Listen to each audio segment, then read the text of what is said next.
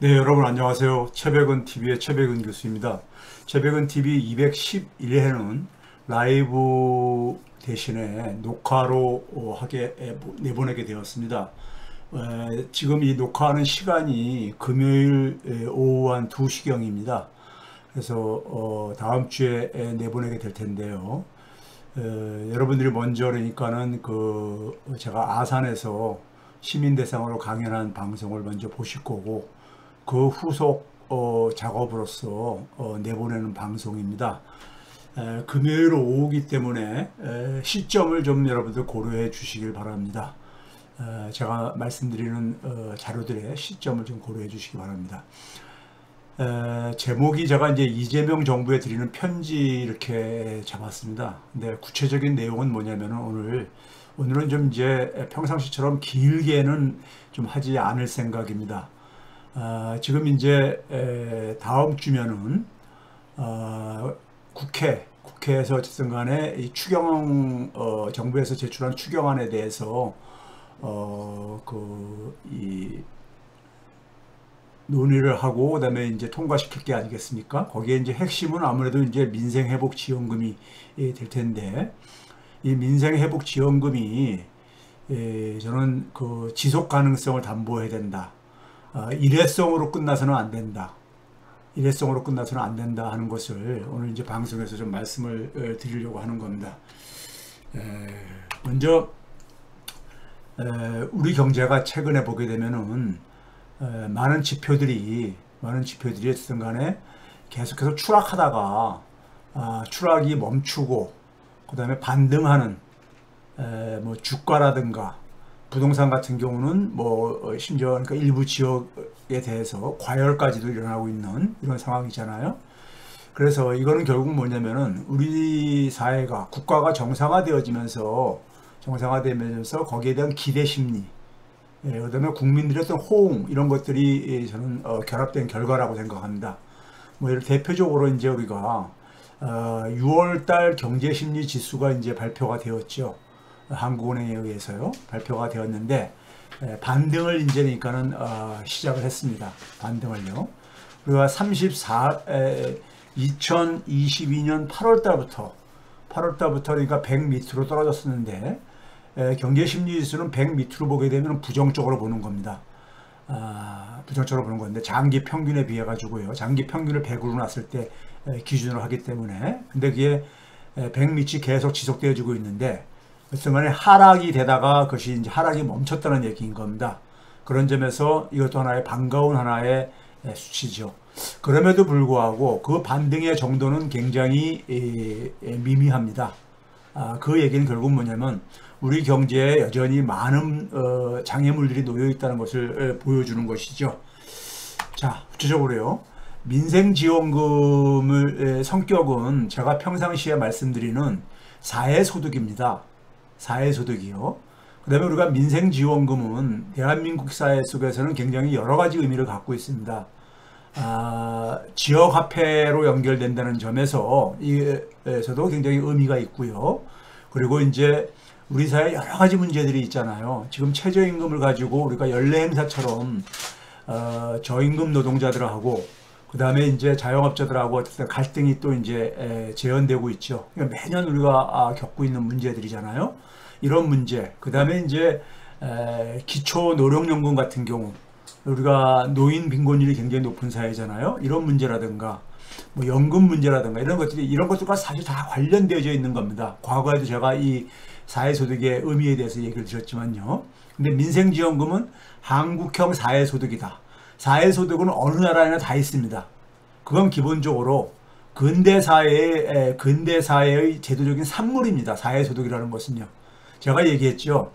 경제를 그러니까 우리가 생산을 하고 그 다음에 그 생산한 것을 배분을 한다고 할 때 그 배분은 돈을 매개로 배분이 되어진다고 얘기를 했잖아요. 우리가 자본주의 경제는 화폐 경제이기 때문에 화폐를 매개로 이제 우리가 배분되어진다고 했잖아요.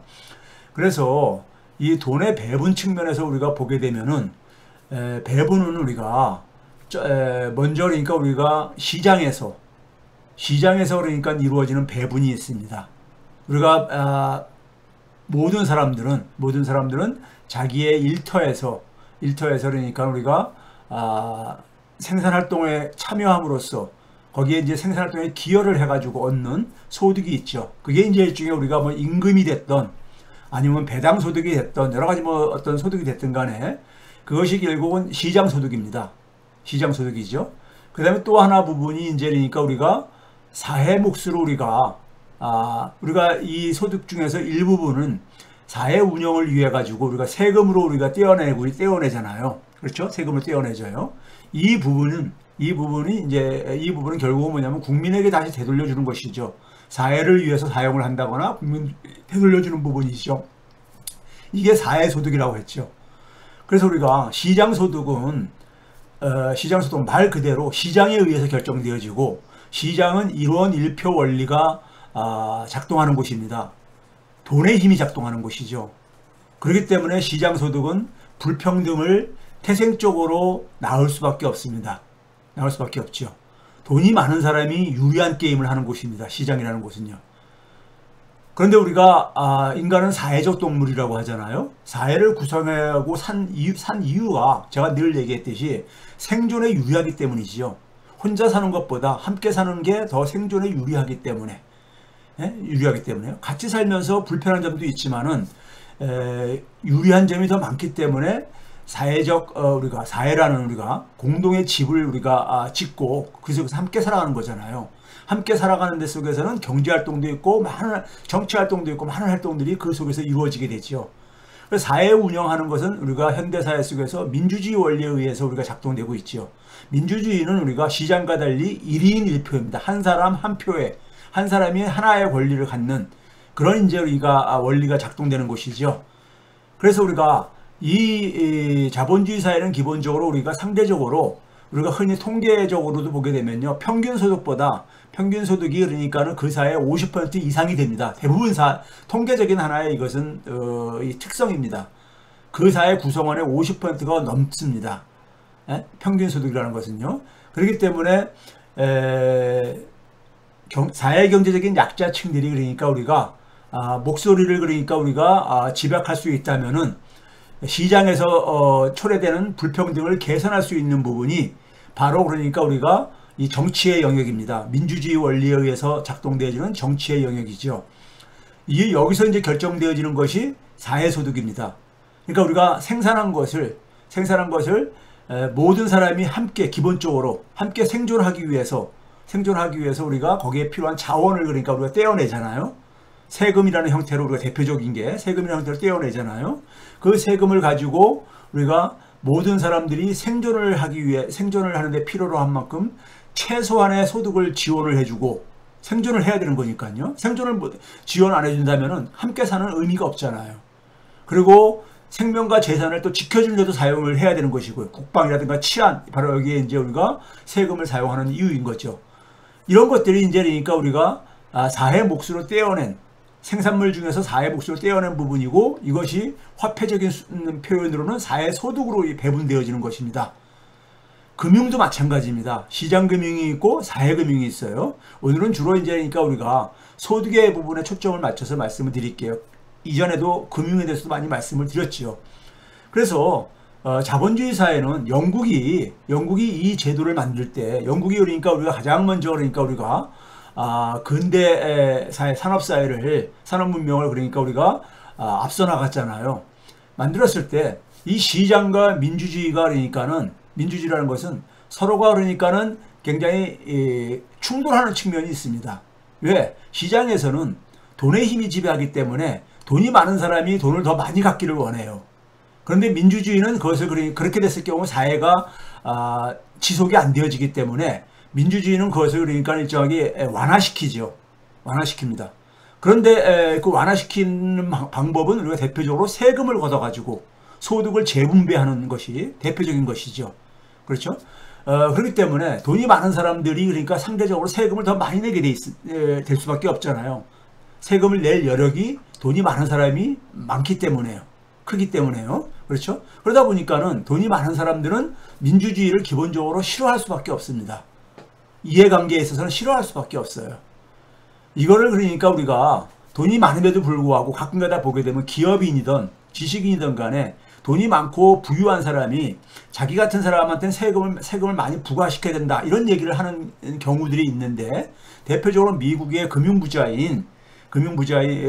같은 경우도 누굽니까? 갑자기 이름 생각 안 나네요. 그 할아버지 있죠.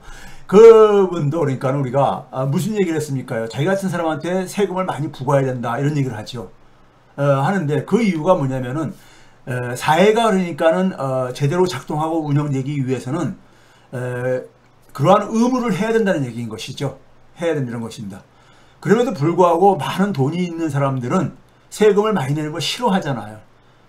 그러다 보니까는 민주주의하고 정치하고 시장은 그러니까는 일정하게 그러니까 우리가 긴장 관계를 가질 수밖에 없습니다. 그래서 제가 여기다 상극 관계라고 이렇게 표현을 한 겁니다. 그럼에도 불구하고 두 개는 상호 균형을 이루어야 됩니다. 그래야지만 사회가 유지 운영되기 때문에요. 그래서 상생을 해야 됩니다. 상생을 만들어야 되는 것이고, 그 사회가 계속 지속적으로 발전하기 위해서는 이 두 개가, 시장과 민주주의가 상생하도록 해줘야 되는 겁니다. 이게 제가 주역에 나와 있는 택중유화라고 했잖아요. 예? 택중유화로 이렇게 비유해서 표현을 했잖아요. 자, 이거 과거에 얘기했는데, 민생지원금이 바로 이 사회소득에 해당되어지는 것이다, 이 얘기인 겁니다. 이게 이제 그러니까 경제 철학인 겁니다. 이재명 정부의 그러니까는 경제 철학은 그러니까 철학에 있어서 민생지원금, 기본소득 이런 것들은 한국형 사회소득이라는 경제 철학의 바탕을 깔고 있는 겁니다. 왜 이게 우리 사회 속에서 중요한지를 오늘 말씀드리고, 왜 일회성 민생지원금에서 그쳐서는 안 된다는 것을 제가 오늘 꼭 당부드리기 위해서, 제가 이재명 정부에게 당부드리기 위해서 이재명 정부에게 드리는 편지라는 표현을 써가면서 제가 방송을 준비를 한 겁니다. 자, 먼저 지금 우리 현실의 경제 상황을 보게 되면요, 굉장히 지금 안 좋습니다. 지난번 방송에서도 말씀을 드렸지만 굉장히 안 좋아요. 일단 개인들에게 있어서 가장 중요한 건 소득이죠. 소득입니다. 자기가 그러니까 세금이라든가 4대 보험을 떼고 쓸 수 있는 소득, 이자도 떼고 이렇게 하고 자기가 쓸 수 있는 소득을 가처분 소득이라고 하죠. 가계의 가처분 소득을 보게 되면은 코로나가 발발했었던 2000년보다 지금 2000년 수준조차도 완전히 회복이 안 됐어요. 올해 1분기 기준으로요. 그러니까 잃어버린 5년입니다. 이거 한번 보더라도요. 다른 소득 지표를 보게 되면은 이게 그러니까는 잃어버린 거의 8년 내지 10년, 2018년 이전 수준으로 그러니까 우리가 돌아가고 있습니다. 이게 국세청 소득자료, 개인 소득자료죠. 국세청 개인 소득자료를 세대를 가중을 해가지고 보게 되면요, 24년도는 아직 추정이 안 됐기 때문에 그러는데 24년도는 조금 반등을 했을 겁니다. 다른 지표들을 보게 되면요. 그럼에도 불구하고 과거 그러니까 우리가 2014년보다도 그러니까는 더 낮잖아요, 지금요. 그러니까 잃어버린 10년이죠. 개인 소득으로 보더라도요. 그런 점에서 가계들이 굉장히 지금 어려움이 지속되고 있다. 우리가 가계의 대표적인 형태는 우리 사회 속에서 커다랗게 나눌 때 급여생활자, 기업의 사업체에 고용돼 가지고 있는 급여생활자하고 그 다음에 자기 사업장을 가지고 있는 자영업자들이죠. 이게 이제 합해서 봤을 때 작년도 기준으로 2,700만 명입니다. 2,700만 명이에요. 2,700만 명의 1인당 실질소득을요 쭉 계산을 해본 겁니다.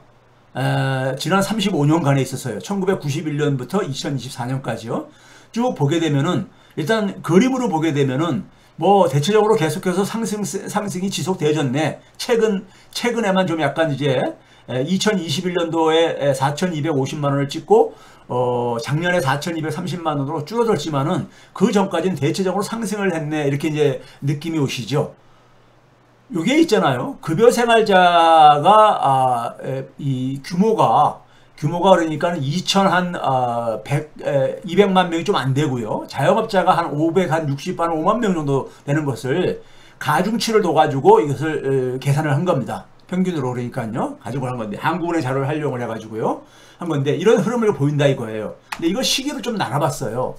나눠보면요. 사실 이 급여생활자하고 자영업자가 일반 국민의 대다수를 구성하는 거잖아요.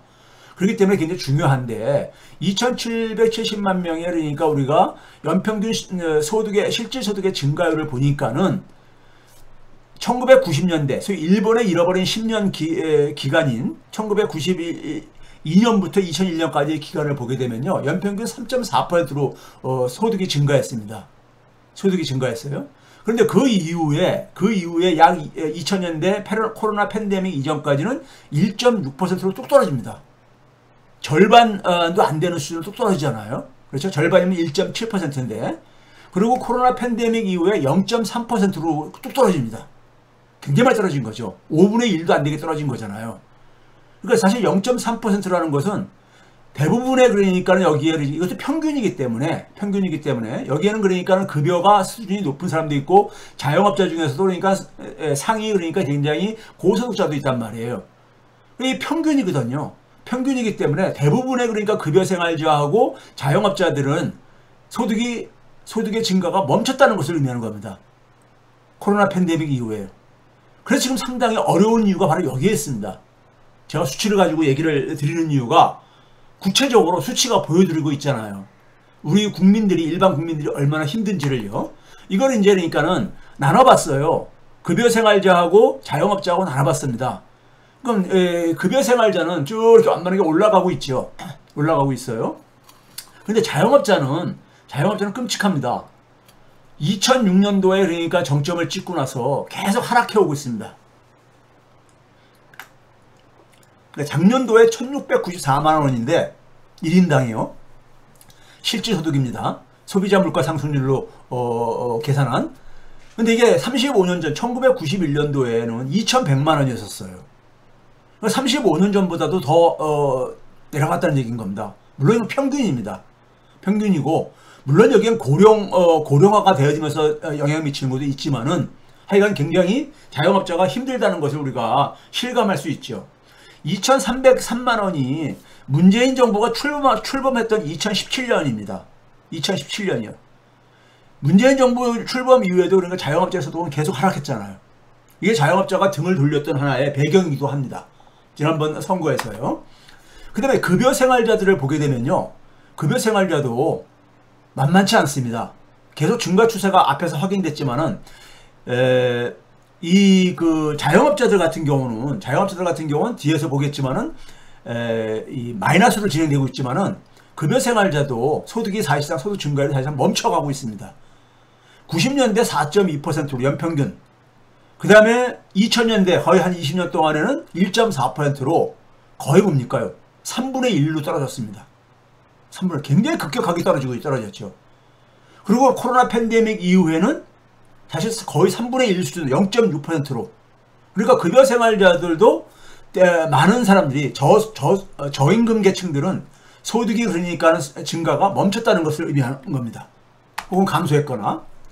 월급쟁이들의 올해 그러니까는 사실 월급쟁이들의 4월달 것까지 이 급여에는 여기 그러니까 상여금 같은 거 다 포함된 겁니다. 다 포함된 거예요. 그래서 1월달부터 4월달까지의 이 임금이 조사가 됐는데 이게 2천만 명이 좀 넘는 규모입니다. 고용노동부에서 이게 매달 말에 이제 그러니까 집계가 돼서 나오는데 지금 370만 원 월평균 1월달부터 4월달까지 월평균 370만 원으로 계산되집니다. 월평균이요. 그러니까 여기다 곱하기 4 하게 되면 4개월 동안에 이제 저게 수입이 되겠죠. 근데 이게 2018년에 378만 원이었어요. 2018년하고 2022년이 좀 더 높죠. 이때가 소위 경기가 좀 좋았을 때입니다. 2018년도에 그러니까 문재인 정권에서 성장률이 높았었던 대표적인 시기죠. 경기가 회복되어지면서 반도체 호황이 불었던 시기였었죠. 2022년도도 마찬가지로 코로나 팬데믹에서 그러니까는 경기가 그러니까 많이 호황으로 전환되어지는 이런 국면이었잖아요. 그러니까 사실상 거의 보게 되면 잃어버린 8년이에요. 이 월급쟁이들의 그러니까는 수입으로 보더라도.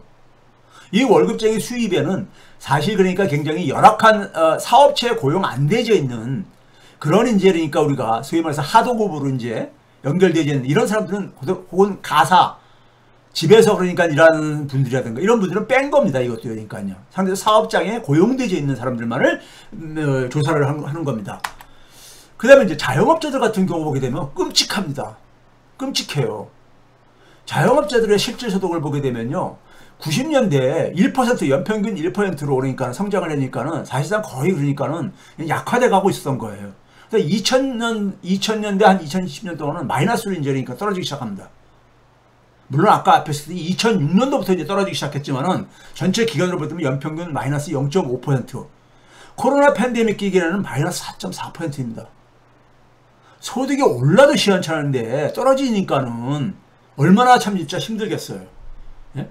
이게 대한민국의 지금 현실입니다. 대한민국의 대부분의 국민은 급여생활자, 사업장에 고용돼 가지고 월급을 받고 일을 하는 사람이거나 아니면 자기 사업장하고 자영업자로 나눠진단 말이에요. 근데 양 진영이 다 이래요, 지금요. 지금 만만치가 않은 상황이죠. 자, 그러다 보니까는 우리가 흔히 대한민국만이 가지고 있는 주요 국가 중에서 대한민국만이 가지고 있는 양극화, 양극화는 전 세계적인 현상입니다. 근데 전 세계에 있어서 양극화의 특징은 대개 보게 되면은 정규직과 비정규직이라든가 대기업과 중소기업 뭐 이런 차이들이에요. 우리도 그런 게 있죠. 근데 우리 사회 속에서 대한민국만이 갖고 있는 특별한 그러니까 양극화가 있습니다. 그게 바로 뭐냐면은 급여생활자하고 자영업자 간의 소득 격차입니다. 이건 다른 경제 규모가 큰 나라들에서는 발견하기 힘든, 존재하지 않는 하나의 현상입니다. 그러니까 제가 되게 학생들한테 대한민국의 경제를 이해하고 싶으면은 자영업자 문제를 이해를 하면 된다. 이렇게 제가 얘기를 하고, 제 학생 중에 하나는 그러니까는 학위 논문을, 석사학위 논문을 이 자영업자 문제로 그러니까는 논문을 쓴 학생도 있습니다. 근데 이게 35% 선이 지난해 붕괴됐어요. 35% 선이. 이게 문재인 정부 때 52% 됐었습니다. 그러다가 코로나 팬데믹 이전에 한 45% 했었어요. 그런데 코로나 팬데믹이 있었던 2020년 대비 지금 몇 년이 흐른 겁니까요? 한 4, 5년이 흘렀는데 10%포인트나 뚝 떨어졌어요. 그러면 이게 그러니까 우리가 흔히 생각할 때는 요 비중만 보게 되면 급여생활자의 소득이 올라가서 그런 게 아닌가 하는데 아닙니다. 자영업자 소득이 많이 떨어져서 생긴 문제입니다. 급여생활자 소득은 이 기간에 아까 얘기했듯이 0.6% 정도밖에 안 올라갔다 했잖아요. 연평균으로요. 그러니까 자영업자 소득이 굉장히 빠르게 떨어지고 있기 때문에 앞에서 제가 얘기했듯이 마이너스 4.4%거든요. 연평균이요. 4.4% 줄어들고 있는 거죠. 그 결과가 자영업자 소득이 그러니까 하염없이 지금 추락하고 있는 겁니다. 추락하고 있는 거예요. 초양극화죠. 우리가 대개 중소기업하고 대기업 종사자 간의 임금 격차라든가 정규직과 비정규직을 얘기할 때도 한 55% 안팎에서 그러니까 우리가 격차가 이렇게 우리가 나는 걸로 돼 있는데 급여생활자하고 자영업자 간에는 이게 35%가 붕괴됐어요. 이거 끔찍한 겁니다. 이 문제를 방치하는 한에 있어서는 대한민국은 여기에 그러니까 대한민국의 모든 경제 사회 문제가 이거에 그러니까 함축되어져 있습니다. 사실은요. 자, 그 다음에 이제 이 결과가 왜 이런 결과가 나오느냐? 자영업자들, 소상공인들이 가장 힘든 이유가 이게 내수업종이거든요. 판매 부진입니다. 매출 부진이죠. 가장 커다란 이유가 뭐 재료비 상승 뭐 이런 것도 있고 그러지만은 가장 커다란 이유는 매출 부진입니다.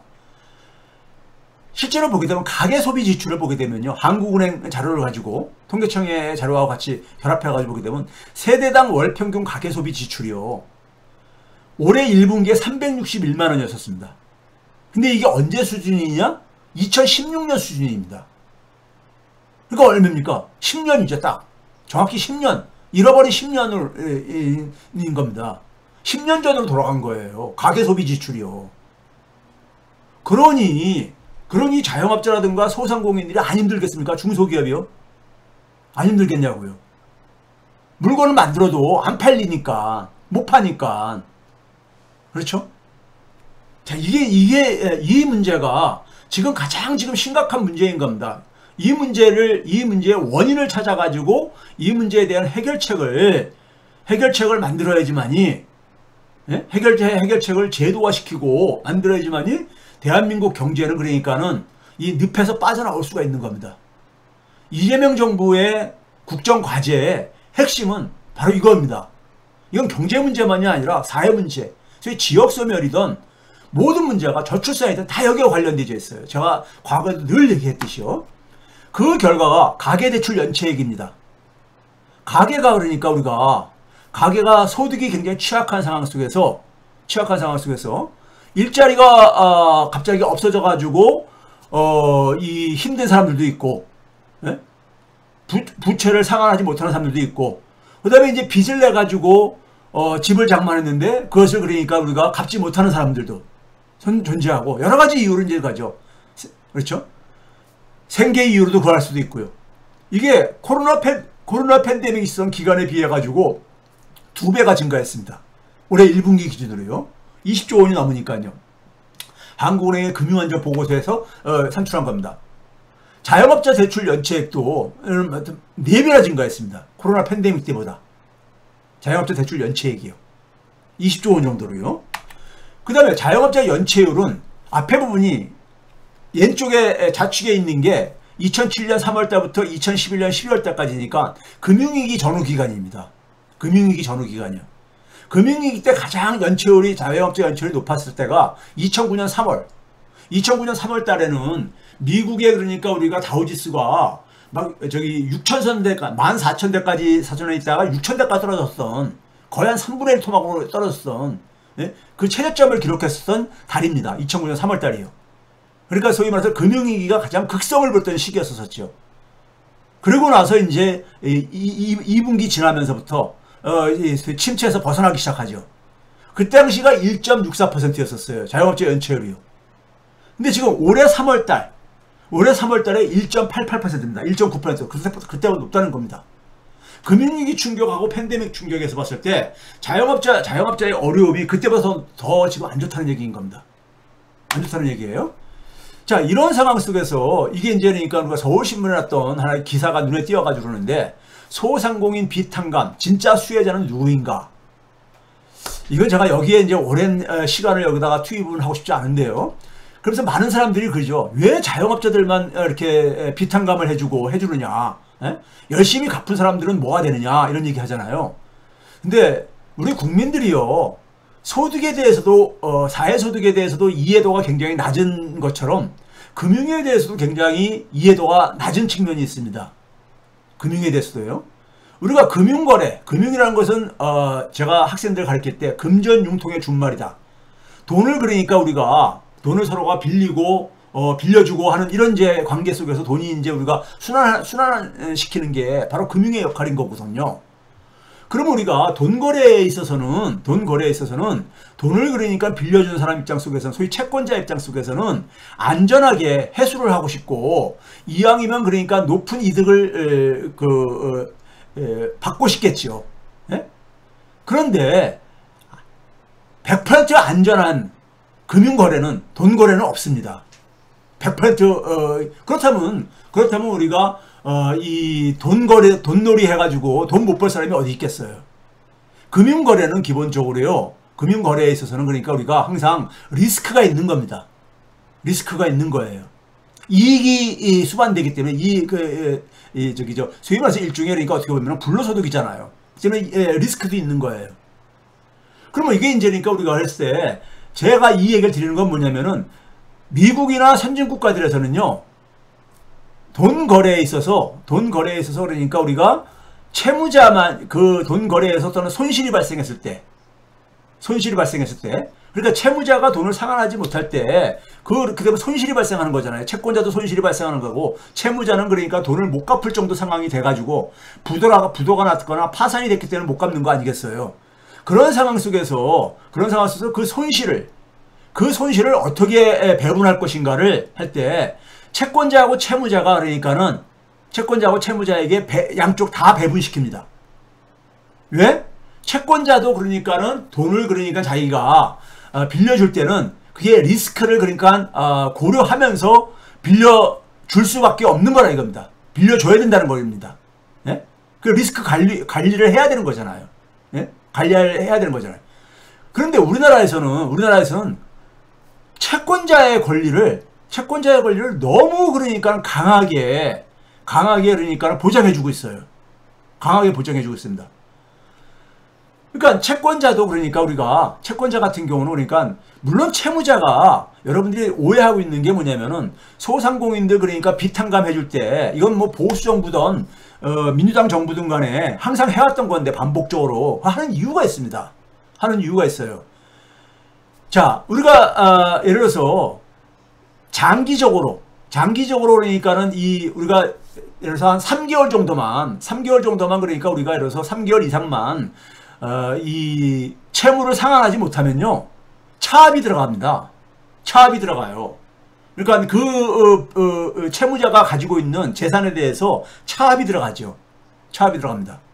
그런데 대개 이제 그렇게 되다 보면은 결국 이제 뭐냐면 이것이 1년이 지나도 못 갚고 2년 지나도 못 갚고 3년 지나도 못 갚고 그러다 보면은 이거는 이제 이게 못 갚는 게 아주 악질적인 사람은 재산을 숨겨놓고선 안 갚는 사람도 있겠지만은 대부분 금융회사들은 이 채권에 대한 추심을 철저하게 합니다. 피 같은 돈이기 때문에. 그러니까 다 조사하고 계속해서 추징을 하고요. 합니다. 그럼에도 불구하고 못 갚는 건 뭡니까요? 갚을 능력을 상실한 겁니다. 갚을 능력을 상실한 거예요. 그러다 보니까 신용불량자로 이제 그러니까 전락하는 거잖아요. 신용불량자로요. 그렇죠? 그러니까 이런 사람들이 그러니까 우리가 그래서 지금 이번에 정부에서도 가는 것이 뭐냐면 7년 이상 그러니까 못 갖고 있는 채무 7년 이상 못 갖고 있는 거 그리고 이제 갚아야 될 원금이 한 5천만 원 이하 이런 것들은요 은행에서는 이미 오래전에 이거를 회수할 수 없는 돈이라 해가지고 손실 처리를 합니다. 그게 일종의 대손충당금이죠. 대손충당금이에요. 그런데 이거를 그러니까 사실은 소각시키게 해야 되는 거예요. 소각시키게 해야 되는 겁니다. 이 정도 해가지고 못 갚는 거는 갚을 능력이 없어서 못 갚는 거예요. 안 갚는 게 아니라. 예? 그러면 이 사람을 계속해서 그래가지고 신용불량자로 거기에 이제 이것을 굴레를 씌워가지고 계속해서 이 채무를 그러니까 채무의 굴레 속에서 이 사람을 붙잡아 두는 것보다는 그건 사회적인 비용이 굉장히 많이 납니다. 이 사람 취업하기도 힘들고 새로운 대출 받기도 힘들고 사실상 사회경제적으로 사망 선고를 받는 거죠. 그렇기 때문에 은행들도 그러니까 이걸 거의 받을 수 없는 돈이라고 해가지고 은행뿐만이 아니라 모든 회사 모든 어떤 하나의 거래 속에서는 이것은 뭐냐면 사실상 손실이 발생한 것이다 해가지고 대손충당금을 쌓습니다. 예? 예? 그렇죠? 이게 정상인 거예요. 그러면 이 대손충당금을 쌓았으면은 이건 소각시켜야 되는 겁니다. 근데 소각시키지 않고 이 부실 채권들을 대부업체라든가 이런 데다가 넘깁니다. 싸게요. 싸게 넘겨요. 그러면 그게 넘어가가지고 그걸 가지고 또 추심을 하는 것이 가혹한 추심이 또 뒤따르고 있는 거죠. 그러니까 이런 부분들을 그러니까는 액면가의 5% 수준에 매입한다는데 이걸 하게 되면요. 이 기자가 쓴 것도 바로 뭐냐면은 결국은 은행 좋은 일 시켜주는 거라 이거예요. 이게 지금 소상공인 비탄감이 은행이 가장 혜택자라 이거예요. 미국이 글로벌 금융위기 때 바로 이런 방식으로 그러니까는 한 거예요. 금융회사 지원에. 예? 근데 금융회사들도 손실을 봐야 되는 거거든요. 그러니까 이거 사실 소각시켜야 되는 거예요. 소각시켜야 되는 것이죠. 그러니까요. 예? 받을 가능성이 없는 거니까는. 근데 이거를 그러니까 해가지고 또 대부업체나 이런 데까지 넘겨요. 예? 그러면 이런 점에서 그러니까 우리가 금융거래 속에서 성실하게 갚는 사람은 뭐가 되냐 이런 얘기가 굉장히 많이 도는데 이거는요 좀 제가 표현하면요 금융에 대해 잘 몰라서 하는 얘기입니다. 예? 성실하게 갚은 사람들은요 갚을 능력이 되니까 갚은 거예요. 어쨌든 간에요. 근데 못 갚은 사람들은요 갚을 능력이 안 돼서 못 갚은 거예요. 예? 있는 재산들 다 차압당하고 예? 그리고 자기가 그러니까 이 갚을 능력이 안 돼가지고 그래가지고 신용불량자로 낙인 찍혀가지고 사회경제적인 정상적인 활동도 할 수 없는 상황이 된 사람들이 있는 거예요. 그러니까 이 사람들을 여기에다가 도덕적 해이를 적용하는 것은 잘못된 개념입니다. 도덕적 해이라는 것은요. 이건 도덕적 해이가 아니에요. 경제학에서 말하는 도덕적 해이 개념은 이런 게 아닙니다. 자, 그 다음에 코로나 팬데믹 중소기업 대출 연체액도 마찬가지로 이거 봐보세요. 거의 5배나 증가했어요. 자영업자만 우리가 가는데 자영업자 한 4배 증가했다 그랬죠. 중소기업들은요 5배나 증가했습니다. 연체액이요. 중소기업도 대부분이 그러니까 내수에 의존하는데 가계가 소비를 못하니까, 가계가 그러니까 잃어버린 10년이 됐으니까 소비 지출액이요.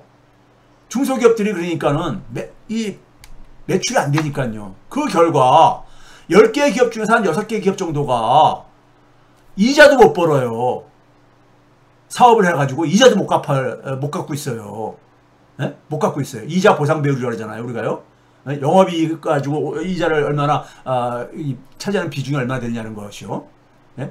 이자분의 영업이익이 차지하는 비중이요. 그러면 여기까지 쫙 봤을 때 제가 그동안도 여러 번 소개된 내용이지만은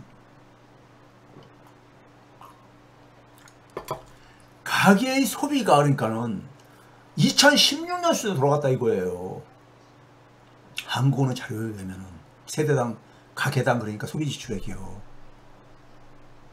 우리가 말이 10년 전으로 씀씀이가 그러니까 돌아갔다. 이건 있잖아요. 가벼운 얘기가 아닙니다. 그 근본 원인은 가장 중요한 이유는 뭐겠습니까? 소득이에요. 소득이 있어봐요. 왜 소비를 안 하겠어요? 가계가요.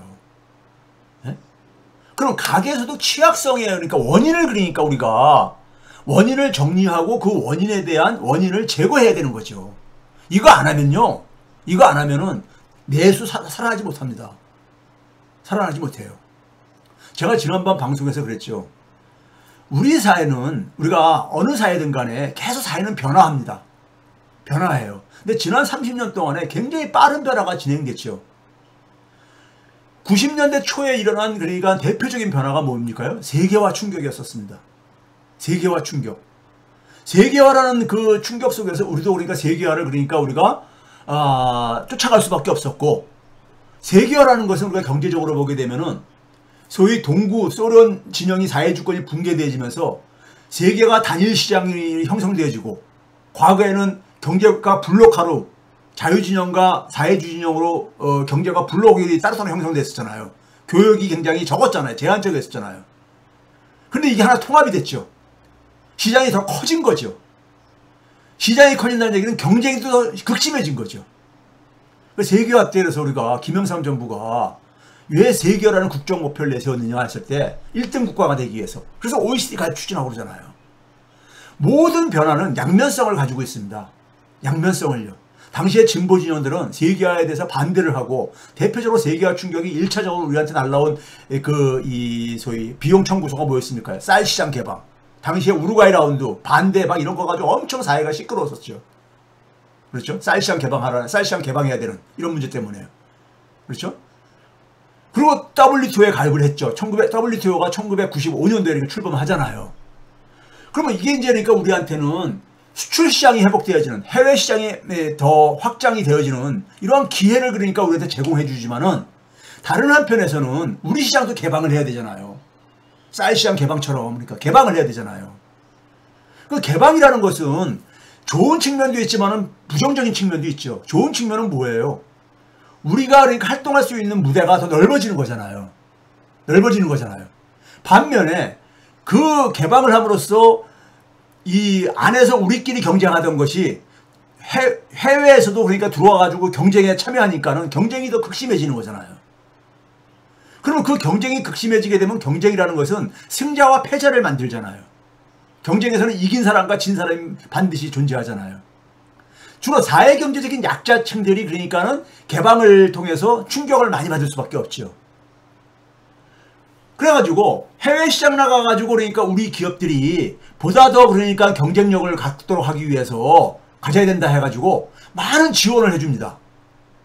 기업들은 기업들대로 나름 노력을 하는데, 그 노력의 대표적인 것이 임금 인상을 억제하고, 우리가 가지고 있는 그 당시만 하더라도 우리나라 10,000달러가 안 되던 시절이거든요. 예? 그러니까 우리나라가 저임금을 가지고 주로 그러니까는 임금 경쟁력을 가지고 상품을 생산을 해가지고 해외 시장에다가 팔던 이런 시절이니까요. 임금 인상을 억제를 하고, 심지어는 인건비를 줄이기 위해서는 고용을 억제하고, 네? 그래서 생산을 자동화한다든가 뭐 이런 식으로 가죠. 그 다음에 이왕이면 정규직보다는 비정규직. 이 당시부터 그러니까 우리가 파견직이 그러니까 문제가 됩니다. 외환위기 이전부터 파견직이 그러니까 사회적인 문제로 등장을 합니다. 사실은요. 파견직이요. 비정규직 노동자를 더 선호하죠. 값싸게 이용할 수 있으니까요. 기업 입장 속에서는요. 그리고 고환율.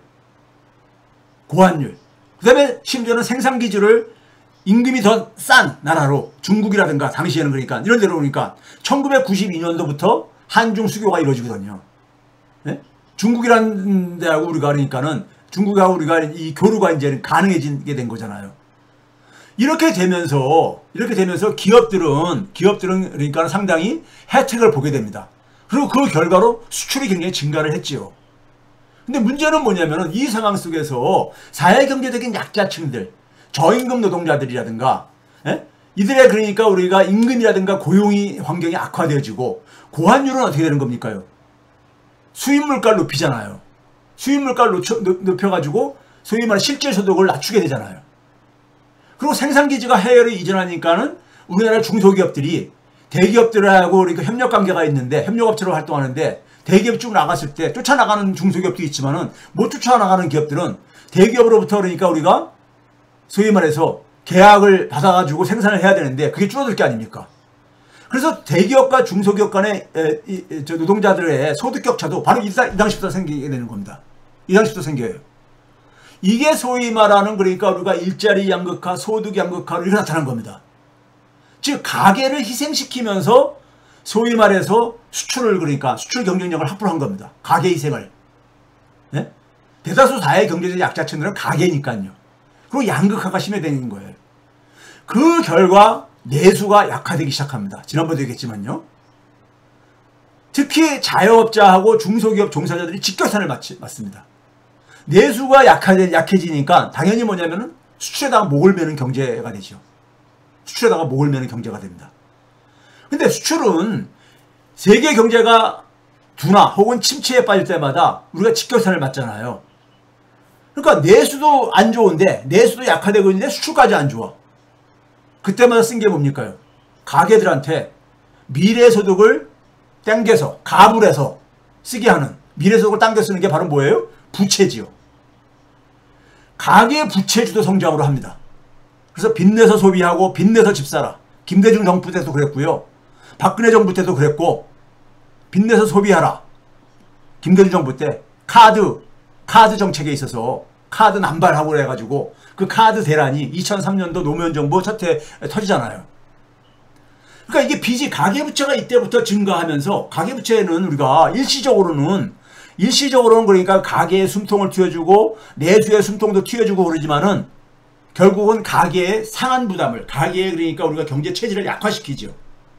원리금 상한 부담이 증가하니까 그럼 가처분 소득은 그만큼 압박을 받죠. 가처분 소득의 증가가 그러니까 그만큼 증가가 억압받을 게 아닙니까? 그러면 소비가 줄어들고 성장이 둔화되지죠. 성장이 둔화되게 되면 일자리 생태계가 약화되죠. 일자리 생태계가요. 그렇죠? 자, 이 상황, 이게 하나가 있고요. 이게 그러니까요. 우리가 그러니까 세계화라는 충격에 대해서 정부가 대응을 제대로 못한 거죠. 그러니까 가계의 희생을 그러니까는 최소화하면서 수출 경쟁력 확보를 했어야 되는 거죠. 그러면 이 사회 경제적 약자층들이 그러니까 몰락하는 것을 막아주는 걸 누가 해야 되는 거냐? 사회 경제적 계층들이 생존의 위기에 내몰리는 건 바로 뭐예요? 네? 생존에 내몰릴 때 그걸 할 수 있는 거는 시장이 할 수 있는 게 아니잖아요. 그건 정부의 몫이죠.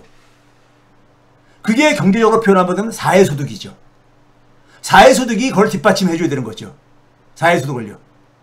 근데 우리나라는 OECD에서 사회소득이 가장 최하위에 속해 있습니다. 그리고 양극화가 굉장히 심해졌다 했잖아요. 양극화는 소득 불평등이잖아요. 불평등을 완화시킬 수 있는 게 조세체계잖아요. 이걸 통해서 그러니까 재분배를 하는 것이 우리나라는 이것도 최하위 수준입니다. 최하위 수준이야. 소득세율 자체는 굉장히 높아요. 그런데 우리가 여러 번 얘기했지만은 공제라든가 이런 걸로 해가지고 고소득주한테 많은 부분을 실질적으로 감세를 해주기 때문에 재분배 효과가 굉장히 낮죠. 지난번에 말씀드렸던 거죠. 자, 자료 간단히 살펴볼게요. 자, 이런 결과로 지난 30년 넘게 진행된 게 바로 뭐냐?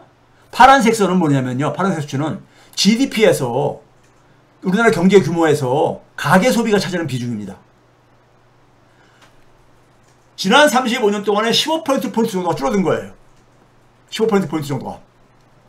주요 국가 중에서 50% 밑으로 떨어진 나라가 한국뿐이 없어요. 내수가 취약한 이유인 겁니다. 그 결과로 수출은 쫙 올라갑니다. 언제까지? 2010년대까지. 2000년대 첫 10년까지는요. 굉장히 빠르게 올라갔습니다. 근데 2011년 이후에는 수출도 사실상 멈춰버립니다. 수출이 멈춰버리는 이유는 글로벌 금융위기가 터지고 나서 그 금융위기 이전에 세계화를 주도했던 건 누굽니까? 미국이었었습니다. 미국이 세계화를 주도했던 건요. 그래서 미국이 세계에서 가장 커다란 시장을 갖고 있는 나라잖아요. 경제 규모가 가장 크니까요. 그러니까 미국의 소비자들이 소비해 준 걸 가지고 우리나라는 미국 시장에 수출을 해가지고 수출을 할 수 있었던 것이죠. 근데 미국 소비자들은 그 결과로 너무 과잉 소비를, 그래서 미국의 가게들의 부채가 굉장히 많이 빠르게 증가를 하죠. 금융위기 이전까지. 그 부채를 가지고 미국의 가게들의 부채를 동원을 해가지고 소비를 해준 겁니다. 그것 때문에 근데 문제는 금융위기가 터지잖아요. 그래서 미국이 아차 하고서는 글로벌 금융위기 이후에는 가계부채 구조조정에 들어갑니다. 가계부채 구조조정에 들어가니까 당연히 미국의 수입이 증가가 급감을 하죠.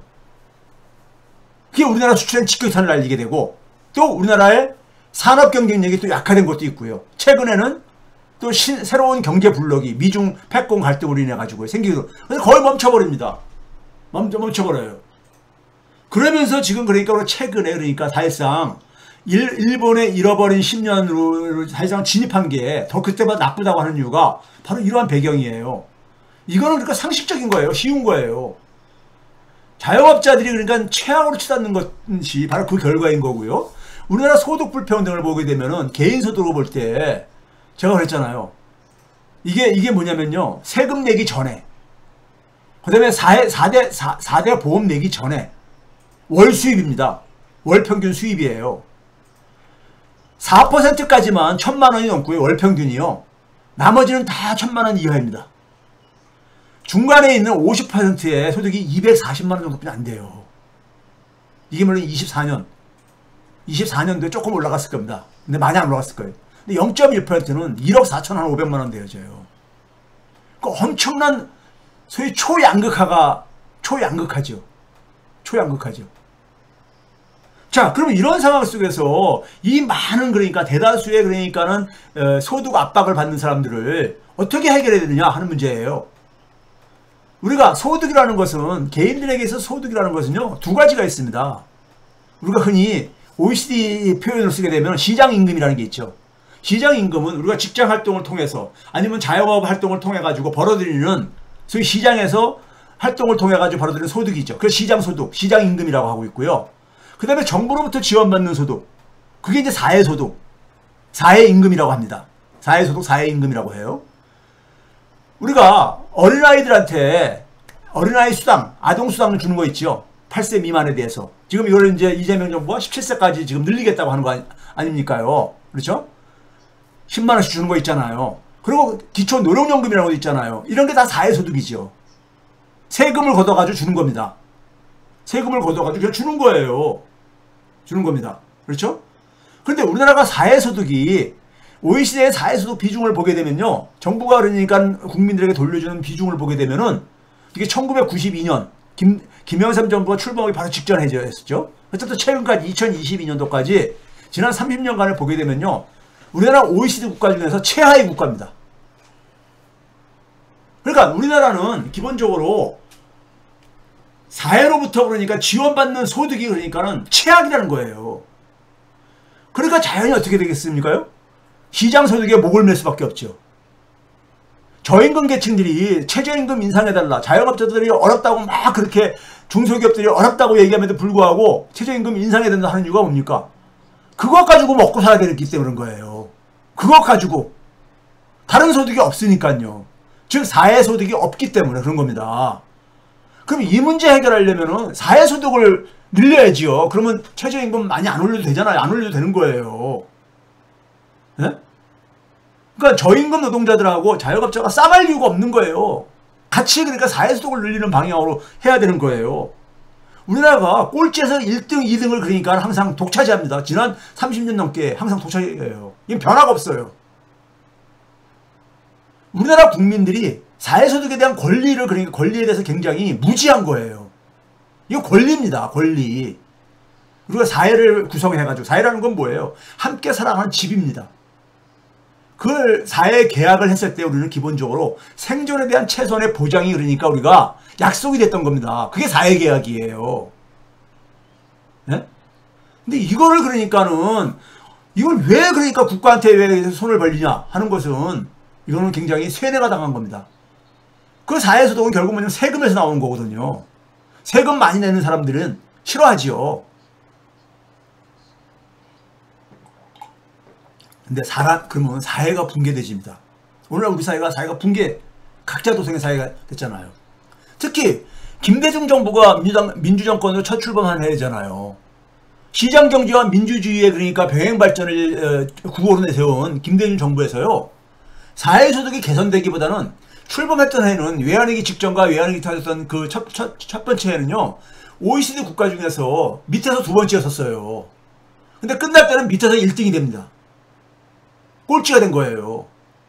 그러니까 우리가 아는 김대중 정부는요. 사실 남북관계 속에서는 굉장히 큰 기여를 했지만은 경제적으로는 물론 외환위기 극복이라는 우리가 이러한 그러니까 업적도 있지만은 그 당시에 굉장히 우리가 비판적으로 평가하는 게 하는 사람들은 뭐라고 얘기합니까? 진보 지형에서요. 신자유주의 논리 가지고 경제 정책을 운영을 했다.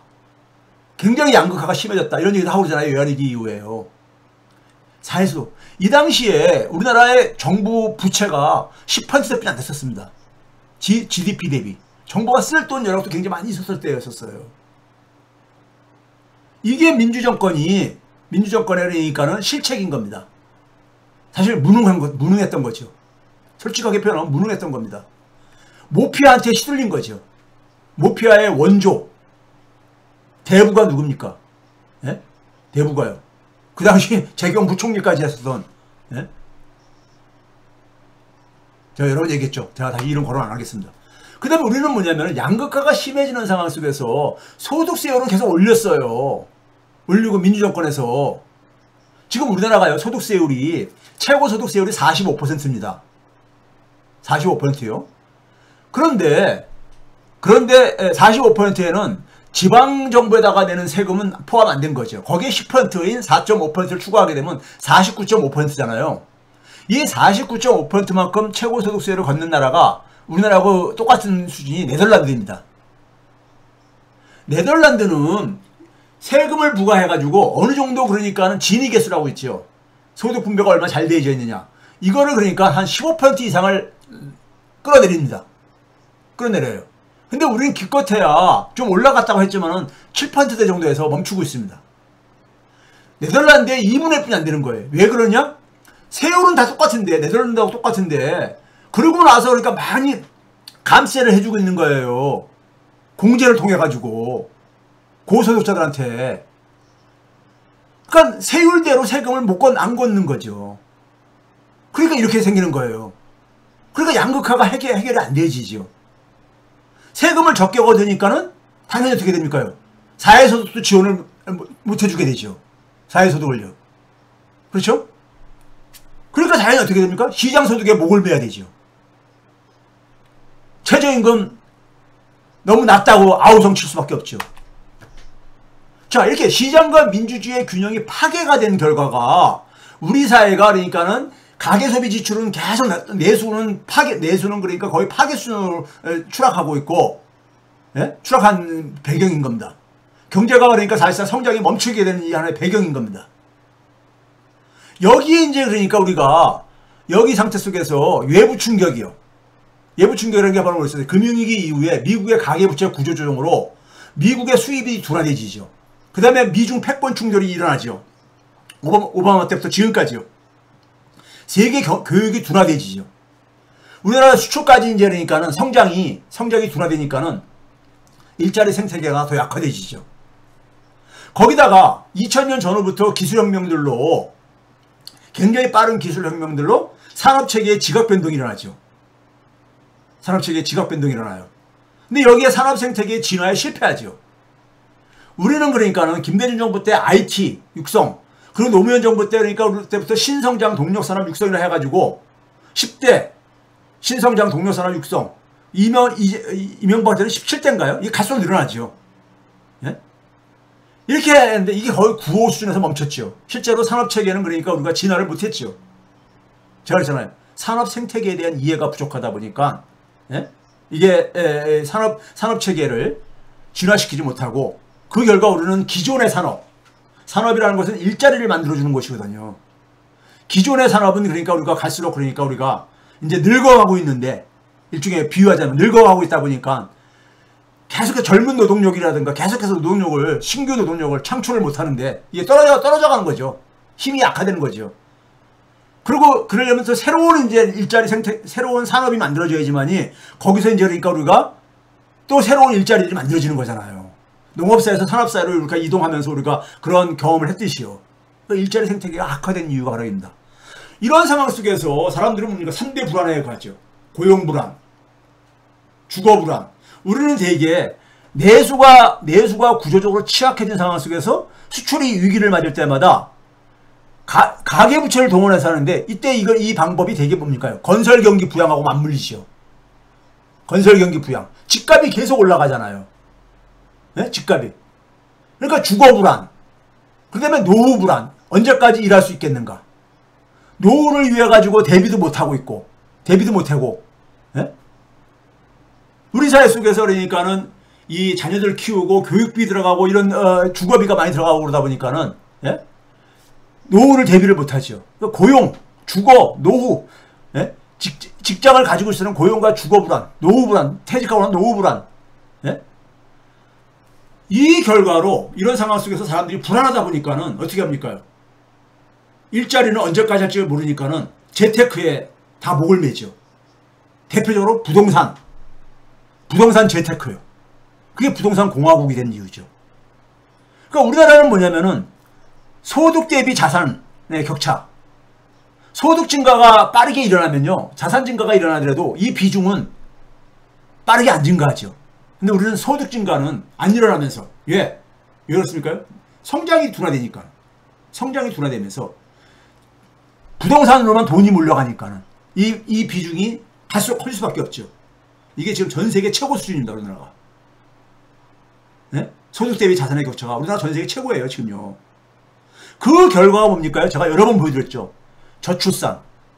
저출산의 원인이 뭐예요? 네? 소득 불평등, 소득 양극화, 그 다음에 주거비, 자녀 교육비 이런 것들이거든요. 이게 그러니까 저희 결혼율, 낮은 결혼율에서 비롯된 게 저출산이잖아요. 결혼율을 결정하는 게 결혼율을 결정하는 것이 양극화. 소위 말해서 비정규직이 결혼하기 힘들잖아요. 그렇죠? 대기업보다 중소기업 종사자가 결혼하기 힘들잖아요. 주거비, 자녀 교육비 이런 것 때문에 결혼해서도 그러니까는 아이 출산하는 거 그냥 꺼리게 되고요. 그 결과가 고령화, 소위 인구 구조가 나빠진 거죠. 그러니까 이 문제, 이 원인을 해결해야 될 생각 안 하고 엉뚱한 데다가 그러니까 돈을 퍼부으니까는 저출산 예산을 수백조 투입해서도 악화된 이유가 바로 여기 있습니다. 그리고 부동산 재테크에 열을 내니까는 가계부채가 계속 급증하죠. 정부도 정책적으로 가게들이 쓸 여력이 없다 보니까 미래 갑을 받아가지고 미래 소득을 갑을 해가 땡겨가지고 쓰게 하니까 가계부채는 계속 증가하죠. 그리고 경기가 나쁠 때마다 금리를 낮추고 돈을 풀어도 이게 그러니까는 돈을 아무리 풀면 뭐예요? 실물 경제로는 땀 흘려 일하는 곳으로는 돈이 찔끔 가고 대부분은 어디로 갑니까요? 자산시장으로 가죠. 이따 뒤에서 얘기하겠지만 최근에 자산시장이 붐도 바로 이겁니다. 이러면서 그러니까는 경제가 그러니까 균형이 깨지면서 시장과 민주주의의 균형이 파괴되어지면서 사회와 경제의 생태계가 약화되고 붕괴되어 왔던 겁니다. 이건 굉장히 깔끔한 논리입니다. 우리 사회를 이해하는 데 속에서요. 이게 이해가 된다면은 국민들도 이것의 원인을 해결하는데 다 힘을 모아줘야만 됩니다. 이거 안 하면요, 우리 자녀들은요, 최악의 상황에서 결혼도 못하고요, 예? 출산도 안 하게 되고, 그리고 갈수록 그러니까 이제 뭐냐면은, 소위 말해서 금수저, 흑수저는 갈수록 심해질 거고요, 예? 세습 쌓이면 더 심해질 거고요, 말 그대로 헬이 됩니다. 헬 조선이 되는 겁니다. 자, 이게 관련 지표들입니다. 미국이 금융위기 이전에는 연평균 9% 이상으로 수입이 증가했었어요. 근데 금융위기 이후에 3분의 1 이하로 떨어지잖아요. 왜? 가계부채 조정하다 보니까. 자, 우리나라에 이거 봐보세요. 가계만 놓고 보더라도 소득은 거의 한 30년 동안에 1064조 원이 증가했는데 부동산 자산은 8200조가 증가했다고요. 그러니까 누가 땀 흘려 일하고 싶겠어요. 국가 전체적으로 보게 되면 기업까지 포함한 더 심하죠. 더 심해요. 예? 누가 땀 흘려 일하고 싶겠어요. 부동산에서 다 올인하고 이걸로 인해 가지고 결혼도 못하고 출산도 못하고 다 여기에 관련되어 있는 겁니다. 관련되어 있는 거예요. 그래서 인구 소멸이 오니까 가장 취약한 부분인 지역 소멸부터 오면서 지방의 부동산은 지금도 침체성에 빠져 있는 게 바로 그런 이유잖아요. 자, 이겁니다. 소득 대비 자산의 격차가 우리나라가 전 세계 최고예요. 전 세계 최고입니다. 부동산이라는 그러니까 우리가 자산에다가 올인하니까 은사회가 성장은 못하고 성장 동력은 떨어지고요. 예? 끔찍한 얘기입니다. 자, 그 다음에 이제 우리가 이 상황 속에서 가장 됐던 게 누구냐? 민주주의가 제대로 그러니까 우리가 약화됐다는 얘기는 뭐예요? 정치의 실종이죠. 그 결과가 국가의 실종이죠. 그러니까 우리가 지난 한 35년 동안에 굉장히 많은 변화가, 세계적인 변화가 많이 일어났던 시기입니다. 이 상황 속에서 민주주의가 취약하다 보니까는 국가가 부재했었죠. 국가가 그러니까 국가의 존재의 이유는 국민이 생존 위기에 직면했을 때 모든 국민이 생존할 수 있게 해주는 게 국가의 존재의 이유잖아요. 그거 안 할 거면은 못하는 정부가 존재하는 거예요. 그냥 각자 살지. 네? 각자 살죠. 국가 존재의 첫 번째 이유는요, 국민의 생존입니다. 모든 국민이 생존할 수 있게 해줘야 되는 거예요. 우리 코로나 팬데믹 때 해외에 있는 국민들 실어 날랐잖아요. 비행기로요. 그 가지고 막 박수치고 막 감동하고 그랬잖아요. 국가는 그러니까 누구도 포기하지 않습니다. 문재인 대통령이 이렇게 얘기하면서. 근데 그게 왜 경제적으로는 이제 적용이 안 되지냐고요. 네? 경제적인 생존은 그런 질병으로부터의 생존만이 생존입니까? 네? 지금도 마찬가지잖아요. 지금도 우리 국민들 생존위기에 내몰리고 있잖아요.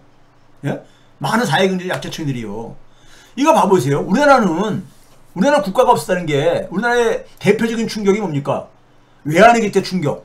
그리고 뭐냐면 코로나 팬데믹 때 충격. 이게 가장 최근 거고요. 외환위기 충격과 코로나 팬데믹 충격 때요. 충격을 받게 되면 어떻습니까요? 충격을 받게 되면 경제가 딱 추락을 합니다. 갑자기요. 경제가 추락하잖아요. 가계는 소비가 줄어들고 기업도 투자가 줄어들고 그러잖아요. 그래서 성장률은 마이너스 곤두박질하고 그러잖아요.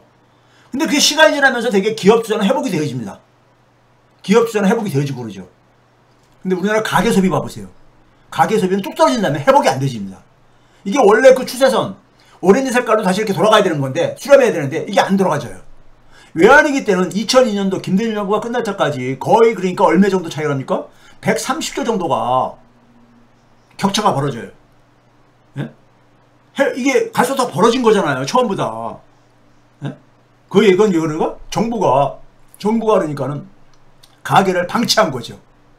앞에서 쭉 설명했잖아요. 가계들한테 뭐라고 했냐면은 미래소득 땡겨서 써라.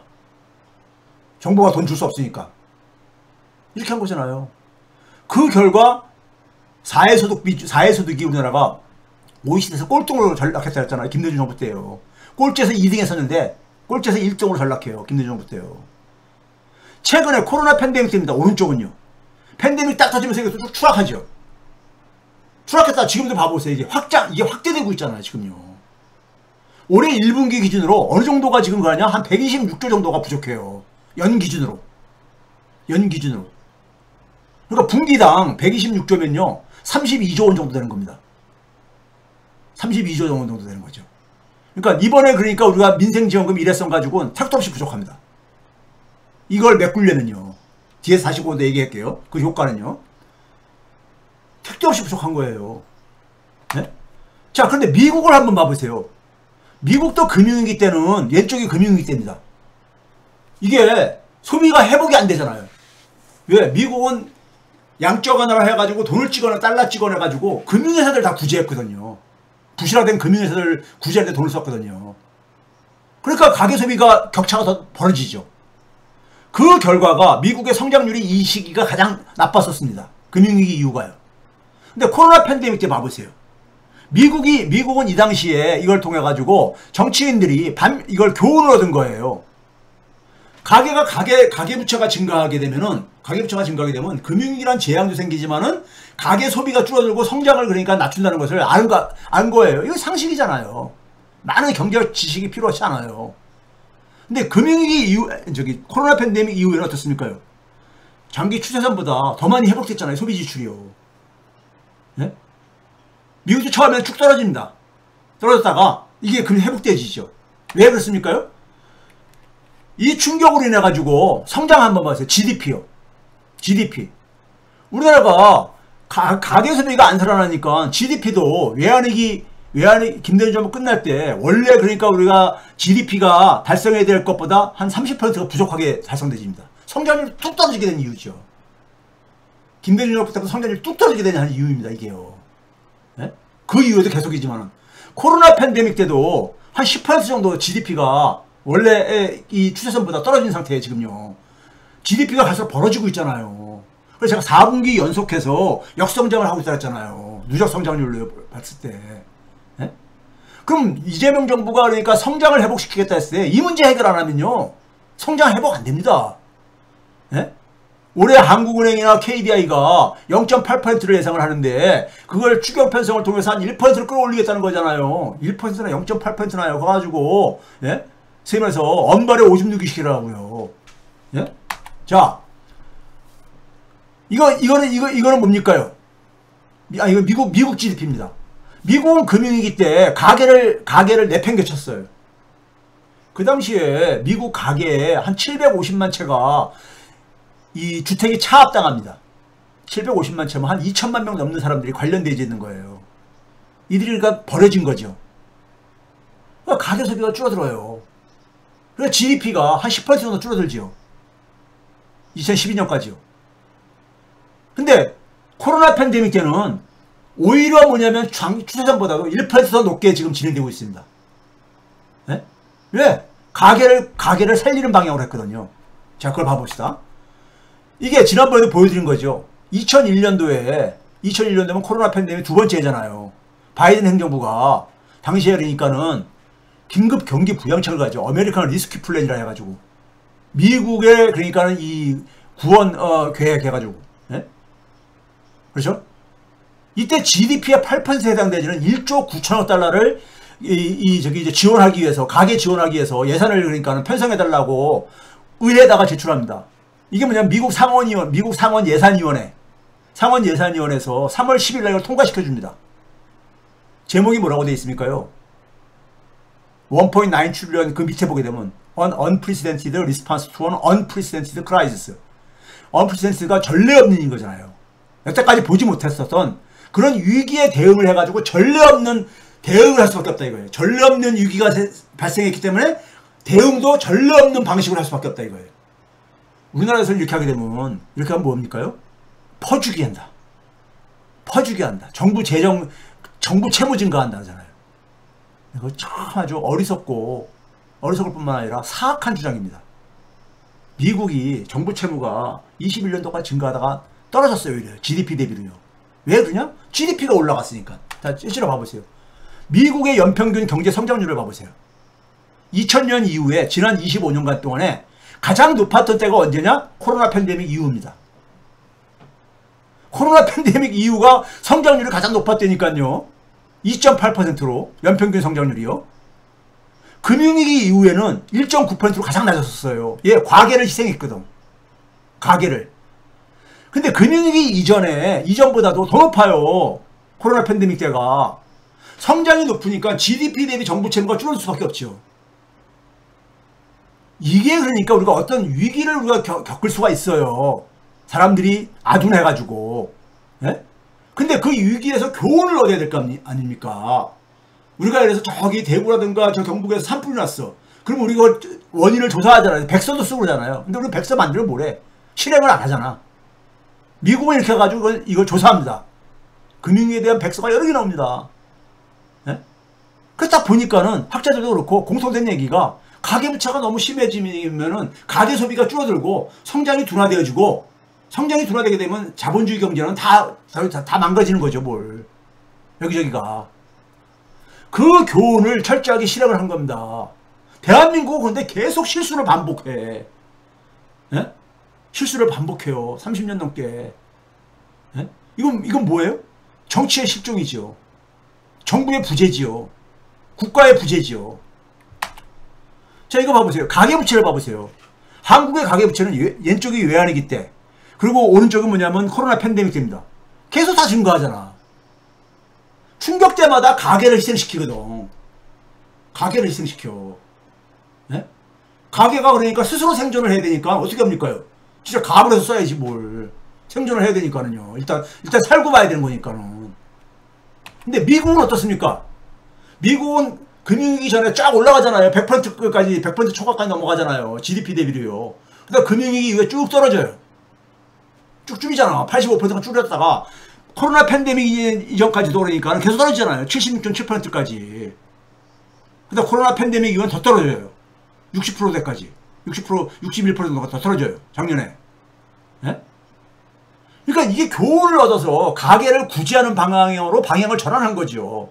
금융위기라는 엄청난, 그러니까 우리가 그 피해를 입고 나서. 근데 우리는 계속해서 가계 중에서 특히 뭡니까? 약자층들을 낭떠러지로 밀어가지고, 그러니까 사회가 약화되지요. 생태계가 약화되지. 아니, 한 사회가요, 돈 많은 사람들만 존재하면은 그 사회가 운영될 것 같아요? 안 됩니다. 우리가 자연 생태계 보게 되면 먹이사슬이라는 게 있잖아요. 먹이사슬을 보게 되면 굉장히 약한 생명체부터 굉장히 힘이 세 생명체까지가 다 균형을 맞춰서 살고 있잖아요. 예? 동식물보다 못한 거야. 대한민국 사회는요. 가계가 붕괴되면요, 그 사회가 자체가, 사회 경제 생태계가 붕괴되어져요. 자, 이거 봐보세요. 우리 최근에 가장 이 충격이 올 때마다, 충격이 오게 되면 어떻습니까? 경제활동이 그러니까 굉장히 타격을 볼 수밖에 없는 거잖아요. 그럴 때마다 특히 중요한 게 뭐냐면 물가입니다. 물가. 경제활동, 일자리랑 소득도 줄어드는데 물가까지 올라가 보세요. 진짜 위기지요. 그러면 서민들한테 가장 중요한 건 뭐예요? 고소득층들은 우리 흔히 엔겔 지수라고 하죠. 소득에서 소비 지출이 차지하는 식음료 비중이 차지하는 비중을 해가지고요. 엔겔 지수라고 하잖아요. 소득이 높을수록 그 비중이 적잖아요. 다른데 뭐 저기 문화생활 이런 데 많이 쓰니까요. 근데 서민일수록 식료품 지출 비중이 높잖아요. 근데 이게 뭐냐면요, 파란색 선은 전체 소비자 물가의 추이입니다. 그러니까 2020년을 100으로 했을 때 한 16% 정도와 16.3% 정도가 증가한 거예요. 물가 상승률이 올해 5월달까지요. 예? 한 5년 5년이래. 저기 4년 5개월 동안에요. 그런데 식료품 물가는 25.2%가 증가한 거예요. 25.2%가. 갈수록 더 격차가 커지잖아요. 전체 소비자 물가보다. 그러니까 서민들한테 더 가혹해요. 그러니까요. 왜? 서민들이 식료품 지출 비중이 크거든요. 예? 이건 뭐냐? 정부가 그러니까 물가에 대해서 손을 놨다는 얘기인 겁니다. 손을 놓은 거예요. 특히 충격 전으로 봐보세요. 아주 그냥 대조적으로 봅니다. 되게 서민들한테 일반 물가에 미치는 게 식료품하고 에너지잖아요. 근데 코로나 팬데믹 충격 이전 5년하고 이후 5년을 딱 봐보세요. 이전에는 오히려 전체 물가 수준보다 식료품 및 에너지 물가가 더 적게 올랐어요. 전체 물가는 4.9% 올랐는데 식료품 및 에너지는 2.9%만 올랐어요. 그러니까 충격이 없을 때는 서민들이 그러니까는 물가의 충격을 그러니까 덜 받습니다. 그런데 충격을 받을 때는 이중으로 받는 거예요. 일자리, 소득 충격까지 오지, 거기다 물가 충격까지 오고 그러니까요. 물가 충격까지 오니까. 봐보세요. 오른쪽을 보시게 되면 코로나 팬데믹 이후에, 예? 26%가 증가하고, 이거 14%만 증가하고, 전체 물가는 14% 증가하는데, 그것에 거의 그러니까 200배 올라가잖아요. 그럼 이건 왜 이렇게 했을 때, 정부가 그러니까 서민들을 낭떠러지에서 그냥 미는 거야. 놔두는 거야. 방치하는 거야. 막 지금 떨어지고 있는데, 그걸 그냥 방치하고 있는 거야. 쳐다보고. 예? 그런 거 아니에요? 그러니까 우리나라에 그러니까 국가가 존재하지 않는 거야. 정부가 존재하지 않는 거야. 이게 식료품이 낮을수록 식료품 지출 부담이 증가하는 거는 상식이잖아요. 상식이잖아. 하위 20%가 가장 높고 상위 20%가 가장 낮고요. 그런데 우리가 다른 나라도 이러냐? 아니에요. 싱가포르 같은 경우 팬데믹 5년 동안에 물가 상승률 봐보세요. 여기는 있잖아요. 소득 계층별로 물가 상승률을 냅니다. 우리가 내는 것은 지금 전체 우리가 가지고 내고 있잖아요. 통계청. 제가 이거 방송에서 소득 계층별로 물가 상승률을 따로 낼 필요가 있다. 그래야지만이 물가 정책의 맞춤형으로 나올 수가 있다 그러거든요. 코로나 팬데믹 5년 동안에 싱가포르에서는 상위 20%는 물가 상승률이 18% 정도 올라갔습니다. 근데 하위 20%는 14%뿐이 안 올라간 거예요. 왜 그렇겠습니까? 하위 계층들이 소비하는 것에 대한 물가를 그러니까 관리한 거예요. 지원을 해주면서는 어쨌든 간에요. 왜 우리 정부는 못해요? 우리나라 공무원들이 왜 이걸 못하냐고, 안 하냐고요. 정부의 태만이죠. 정치인들의 그러니까 자기 무능이죠. 무능인 거야. 네? 국민들은 죽겠다 그러는데 지금 생존 위기에 내몰리는데요. 그렇죠? 자, 이거 봐보세요. 소득활동자 1인당 연수입을 봐보세요. 연수입을 보시게 되면 코로나 팬데믹 이전에는 GDP라는 게 원래가 국가 말고도 기업들 포함되는 거기 때문에 그렇지만은 코로나 팬데믹 이전에는 개인들의 소득도 전체 평균보다는 적게 증가하지만 한 7% 증가했잖아요. 5년 동안에요. 파란색 수치가 그겁니다. 국가 전체는 한 13% 증가하는 한 7% 증가했잖아요. 근데 코로나 팬데믹 이후는 어떻게 됐습니까? 줄어들어 버렸어. 예? 이게 21년 이후에. 그러니까 국가가 없었다는 얘기인 거죠. 예? 자, 그럼 이제 오늘 이제 거의 사실상 결론 쪽인데, 일회성 민생지원금은요, 이거는 우리가 사실은 차악입니다. 차악이에요. 민생지원금은 정기화시켜야 됩니다. 이게 사회소득으로 이해한다면요. 일회성 민생지원금은요, 경제학적으로는 우리가 경제학에서 이런 개념이 있습니다. 소득을 우리가 이해하는 여러 가지 개념이 있는데, 이건 일시적 소득이라 이거죠. 일회성으로만 준다면 이건 일시적인 거잖아요. 우리가 로또에 당첨됐어. 뭐 이런 것들이 그러니까요. 정기적으로 발생하는 게 아니라 일시적으로 발생하는 소득이요. 일시적인 소득은 우리가 경제 이론적으로 경제학에서는 소비 진작에 별 큰 효과가 없다고 봐요. 물론 소득이 적어가지고 그 소득을 보존해주는 역할을 하는 층에서는 소비가 증가합니다. 그런데 중산층 이상이라든가 중상층 이상들, 상위 소득층들은 추가 수입이 한 50만 원이 생겼어요. 가게에. 그러면은 그걸 지원받기 전에도 소비는 되게 다 하고 살던 사람들이란 말이에요. 특히 지역에 있어서 지역화폐를 줄 경우 지역화폐를 소비할 수 있는 그러한 부문들에 대해서는요. 지역화폐를 소비할 수 있는 건 되게 지역에서 소위 말 소상공인들이 되게 운영하는 이런 사업 부문들이잖아요. 그러니까 먹고 쓰고 이런 것들, 마시고 이런 것들이잖아요. 이런 것들은 고소득자들은 아무리 지금 경제가 나빠도 다 소비하고 있잖아요. 그럼 이분들한테 추가 소득이 생길 때 이분들은 뭐냐면은 자기가 소득이 예를 들어서 1,000만 원이야, 한 달에. 1,000만 원인데 그러니까 먹고 쓰는 데다 한 300만 원 썼어. 자기 가족이. 근데 거의 50만 원이 추가 들어왔어. 그러면 350만 원 쓰냐? 아니라 이거죠. 총액 300만 원은 변화가 없다 이거죠. 그럼 50만 원 그냥 저축이 되는 거죠. 이런 얘기예요. 그래서 이제 일부 이제 이 주류 경제학자들이 소비 진작 효과에 한계가 있다고 얘기하는 거예요. 일회성 같은 경우들은. 그 다음에 규모가 아까 앞에서도 얘기했듯이 지금 1분기만 하더라도 32조 원 정도가 지금 펑크가 난 거예요. 실질 개념을 물가 상승률 고려해가지고요. 물가 상승률 고려 안 하게 되면 36조 정도 됩니다. 네? 격차가 지금 부족한 게 소비 지출의 감소가. 근데 그거에 비해 가지고는 지금 한 3분의 택도 없잖아요. 그리고 또 이제 무슨 얘기입니까? 이거 결국 어떻게 됩니까요? 추경을 하게 되면은 국채 발행을 해가지고 하니까 국가 채무 증가한다고 그러잖아요. 재정 부담 증대해야 된다. 이런 공격을 받잖아요. 이런 공격들을 받고 있잖아요. 그러니까 그럼 이 문제들을 해결을 해야죠. 이걸 해결해야지만이 유능한 정부인 거예요. 유능한 정부인 거야. 그러니까 민생지원금은 사회소득 개념으로 접근을 해야 되는 거예요. 일회성으로. 그러니까 일부에서 그러니까 야당들에서 그러니까 공격용으로 무슨 당선 사례금이냐? 에? 이재명 지지해준 것에 대한 당선 감사 사례냐 뭐 이런 식으로 이 하는 이유가 그걸 정기적 소득으로 성격을 바꿔야 돼요. 경제 이론적으로 아까 일시적 소득이 아니라 항상소득이라는 개념이 있거든요. 네? 항상소득 개념으로.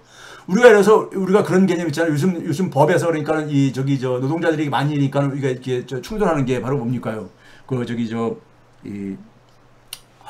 요새는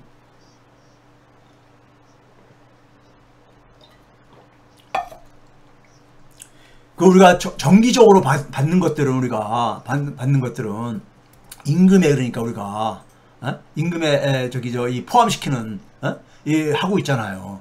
그런 것처럼 정기적 소득이 되게 되면요. 1년에 만약에 한 8번 정도 받는다. 최소한. 그러면 그 8번 정도 되면 1분기에 3달에 2달씩 받는 거잖아요. 그럼 이 정기성을 갖는 거죠. 정기성을. 우리 뭐 상여금 이런 거 받듯이 그러니까요.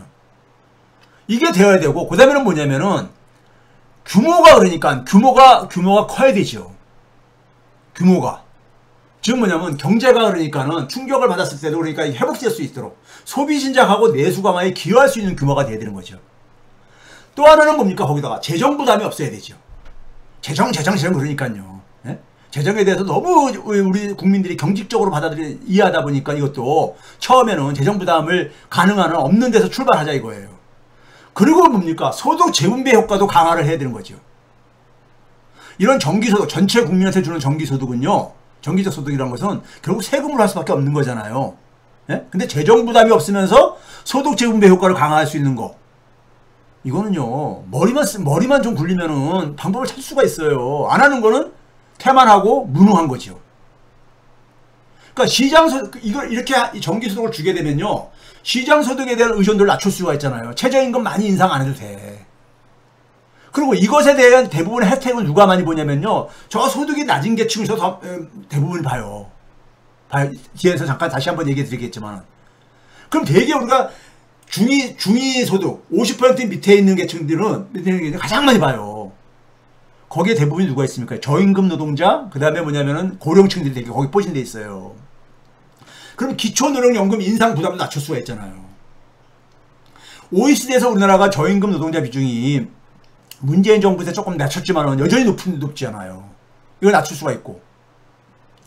그 다음에 우리가 최저임금 부담을 낮추니까는 저임금 노동자하고 영세자영업자의 갈등도 해소할 수 있잖아요. 노인빈곤율을 OECD에서 가장 최고인 노인빈곤율을 해소할 수도 기여하고 있고요. 그래서 정기적 민생지원금을 해야 되는 거예요. 사회소득 개념을. 이재명의 경제 철학은 이거를 그러니까는 제도화하느냐 못하느냐에 저는 국민들이 그러니까 지지해준 지지층들이 효능감을 느끼냐 안 느끼냐 여기서 결정될 거라고 해요. 그리고 내세웠던 성장 회복도 이거에 따라서 저는 결정된다고 봐요. 제가 이거 여러 번 보여드렸죠. 2023년 기준으로 우리나라에서 이 1년에 발생하는 소득이요 1000조가 넘습니다. 그 중에서 공제 혜택을 보는 소득이 한 400조 정도 돼요. 작년 기준으로 하게 되면 이게 더 증가하는데 그래가지고 세금 감세로 연결되지는 규모가 100조가 넘어요. 감세를 그렇게 해주고 있는 거야.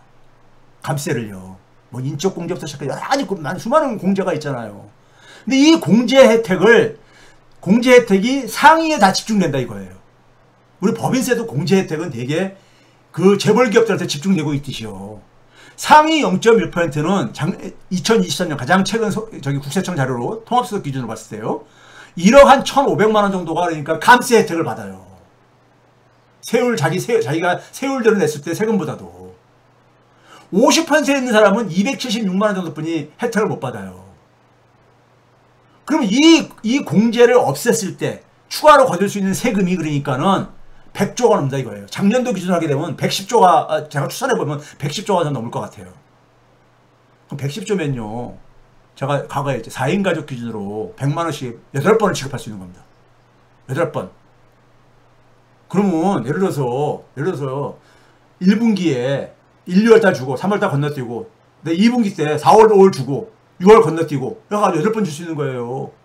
거기다 지역화폐로 이건 뭐 고민할 필요가 있지만은 한 30%에서 40%는 지역화폐를 준다 하게 되면 지역이 다 살아나죠. 소상공인들이요. 네? 이게 국민의 94%가 상위 계층만 자기가 가고는 공제로 그러니까는 뒤로 그러니까는 세금 깎아줘가지고 혜택 보는 것이 줄어드니까는 좀 기분이 안 좋을 수 있죠. 근데요. 네? 워렌 버핏처럼 그러니까 고소득자들은 사회적 책임도 있는 거잖아요. 이런 저는 마인드를 바꿨으면 좋겠다는 거고, 설사 그렇다 하더라도 이분들은 여기 봐보세요. 이 1억 1479만 원이 줄어들어도 이 사람들은 뭡니까요? 한 15억, 16억 가깝게는 16억 정도가 남잖아요, 이 사람들이요. 16억 정도가 나는 거야. 그러면 되잖아요. 예? 좀 줄어들어도 16억이야. 연수입이 16억이 넘어. 예? 16억 2천만 원 정도 되는 없네요. 그렇죠? 그거 하잖아요. 그 정도 낼 수 있는 거잖아요. 국민의 대다수 국민이 순혜택이 증가해요. 특히 뭐냐면 50% 밑에는 다 혜택만 증가해요. 거의요. 100%.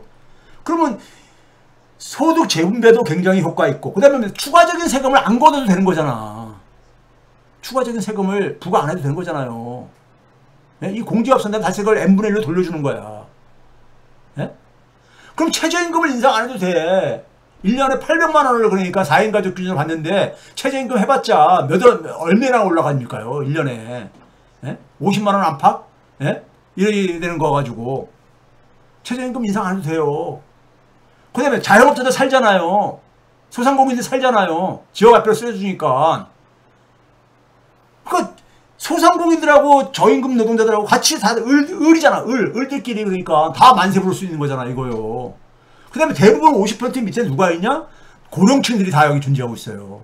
하위 20%에 되게 우리나라 이 빈곤한 노인들이 되게 여기 포진돼 있어요.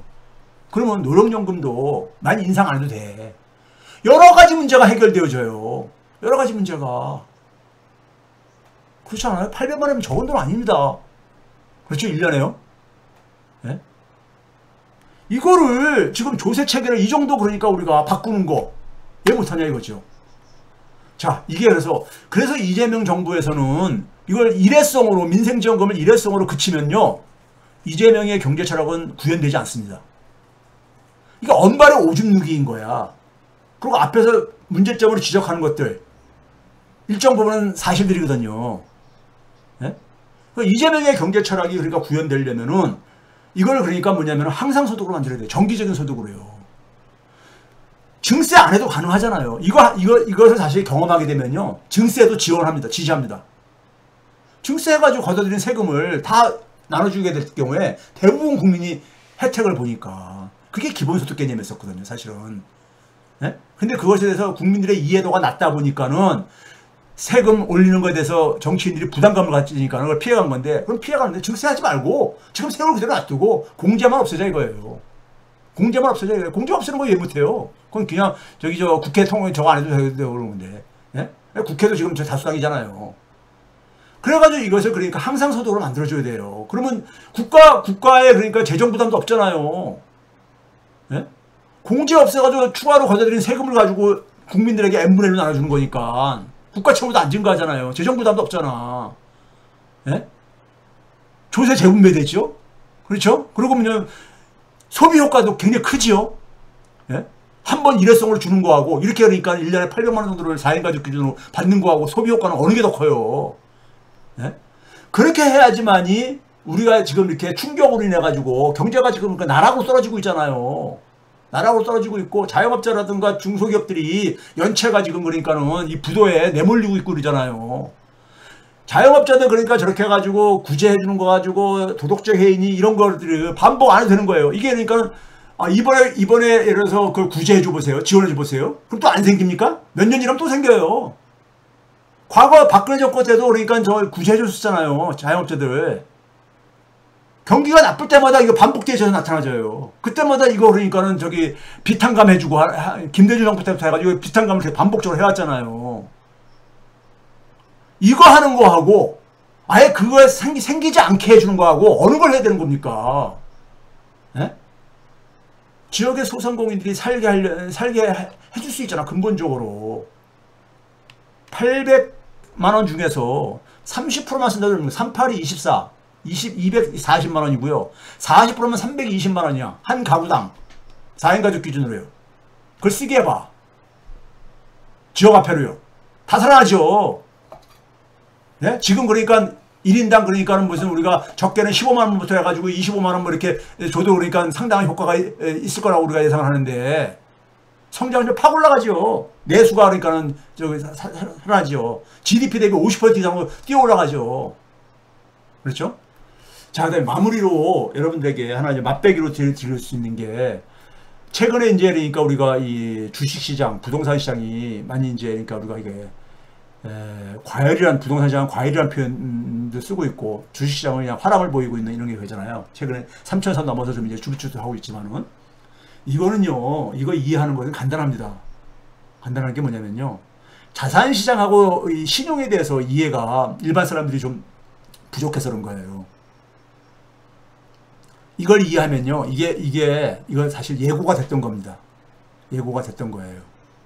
우리나라는 자산시장에 대한 이 의존도가 높잖아요. 특히 부동산 시장에.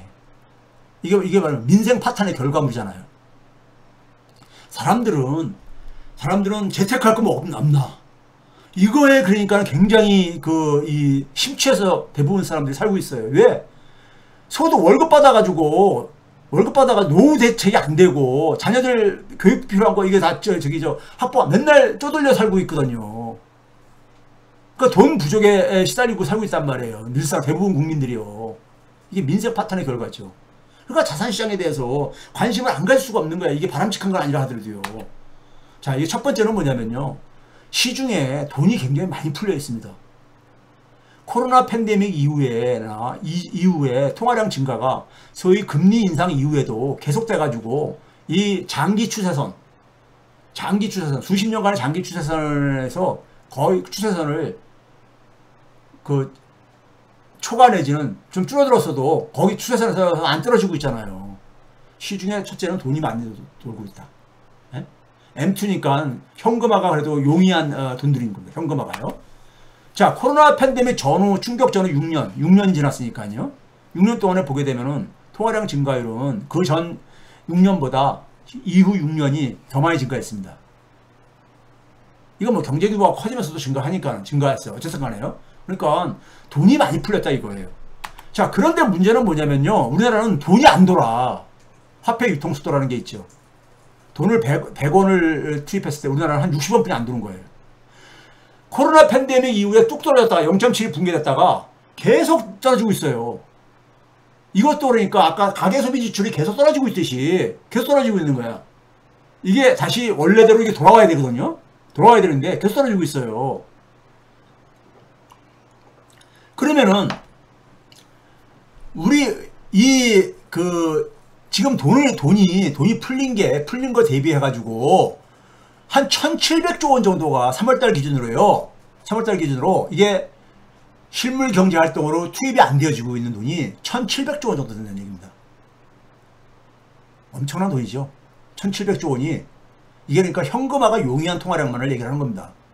1,700조 원 정도가 그러니까는 경제 활동으로 투입이 안 되어지고 경제 활동 바깥에서 돈이 1,700조 원 정도 된다고. 이게 주식시장이나 부동산 시장으로 가죠. 주식시장이나 부동산 시장으로요. 네? 자, 그런데 화폐 유통수를 봐보세요. 미국하고 비교를 해보세요. 미국은 코로나 팬데믹 때 미국도 마찬가지로 뚝 떨어집니다. 그래서 다시 올라가잖아. 미국은 돈을 푼 것에 대해서 100% 이상이 그러니까 다 실물 경제로 돌아요. 이게 최근에 1.36이잖아. 이게 뭡니까요? 100원 투입하면 100달러 투입하면 136달러가 그러니까 실물 경제에서 돈이 돈다는 얘기예요. 우리보다 건강하잖아. 우리는 100만 원 투입하면 60만 원보다 높이 안 된다는 얘기예요. 땀 흘려 일하는 곳으로. 돈이 안 돌아요. 돈이 그러니까 아까 얘기했지. 우린 자산 재테크에 다들 가니까. 예? 그래서 제가 그랬잖아요. 소득 대비 자산의 이게 되게 최고라고. 예? 그러니까 경제활동 바깥에서 그러니까 대기하고 있는 돈들이 엄청 많은 거야. 1,700조 원 정도가. 그러니까요. 이 돈이 어디로 가겠어요? 그동안에 대한민국이 그냥 완전히 혼돈 상태였었는데 정치적인 불확실성이 굉장히 심하고 경제가 가장 중요한 게 뭐라 그래요? 우리가 흔히 심리, 불확실성 이런 거라 그러잖아요. 그게 해소가 됐잖아. 해소가 되니까 그동안에 그러니까 대한민국 경제만 나락으로 쭉 떨어지다가 주식시장도 대한민국 혼자서만 쭉 떨어지다가 이게 그러니까 이제 정상화 신호가 오니까는 그 반등하는 거예요. 자산시장이 가장 먼저 움직이거든요. 주식시장이 실물경제보다 더 빨리 움직이잖아요. 먼저 반영된다 그러잖아요. 우리가 흔히요. 마찬가지입니다. 자산시장이 가장 먼저 움직여요. 실물경제보다. 네? 사람들이 뭐냐면은 이제 그러니까는 마음이 안도가 생겼으니까는. 자, 이거 봐보세요. 우리나라 주가 수익률 봐보세요. 윤석열 출범해가지고 6월 2일날 대통령 선거 있었잖아요. 6월 3일날인가요? 그러니까 대통령 선거 바로 직전까지 코스피가 그 기간 동안 3.4% 상승했습니다. 네? 기계적으로 계산했을 때 코스닥은 14%가 감소했었고요. 하락했었고 이 기간 동안에요. 근데 니케이는 42%, 나스닥은 66%, 심지어 중국 같은 경우도 11% 이렇게 증가했어요.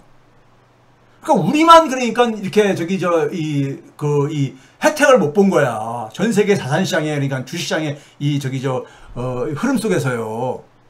그런데 대통령 선거 있고 나가지고 이재명 정부 출범하고 난 이후에 25일까지입니다.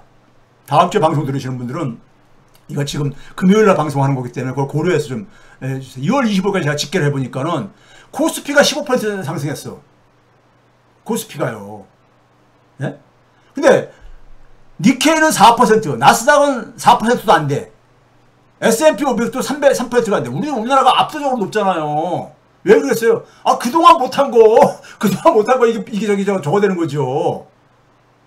그동안 너무 우리 혼자서 이게 억압됐었으니까는, 정상화, 사회가 정상화, 국가가 정상화 된다고 하니까는, 이게 그러니까는, 회복이 당연히 보이는 건 당연하죠. 최소한.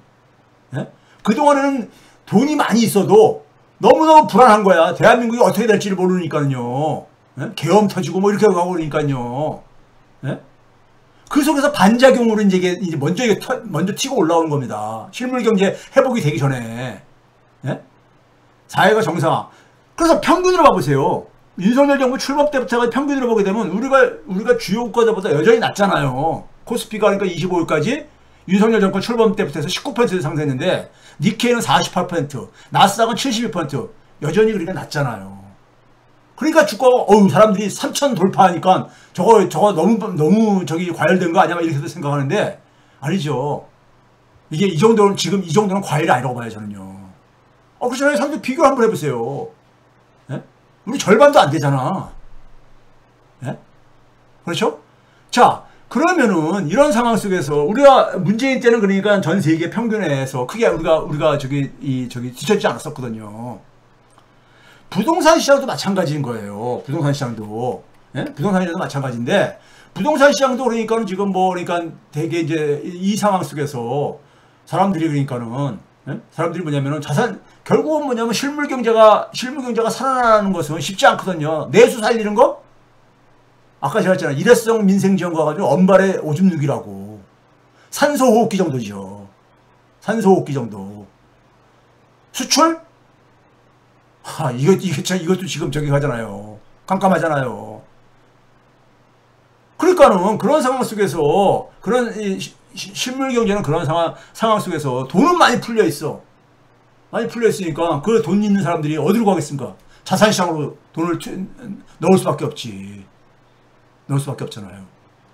그러니까 우리가 주식시장은 우리가 이게 정상화가 어느 정도 바람직하지만 부동산 시장에 오는 거는 이게 그러니까 우리가 부작용도 심하고 여러 가지 가잖아요.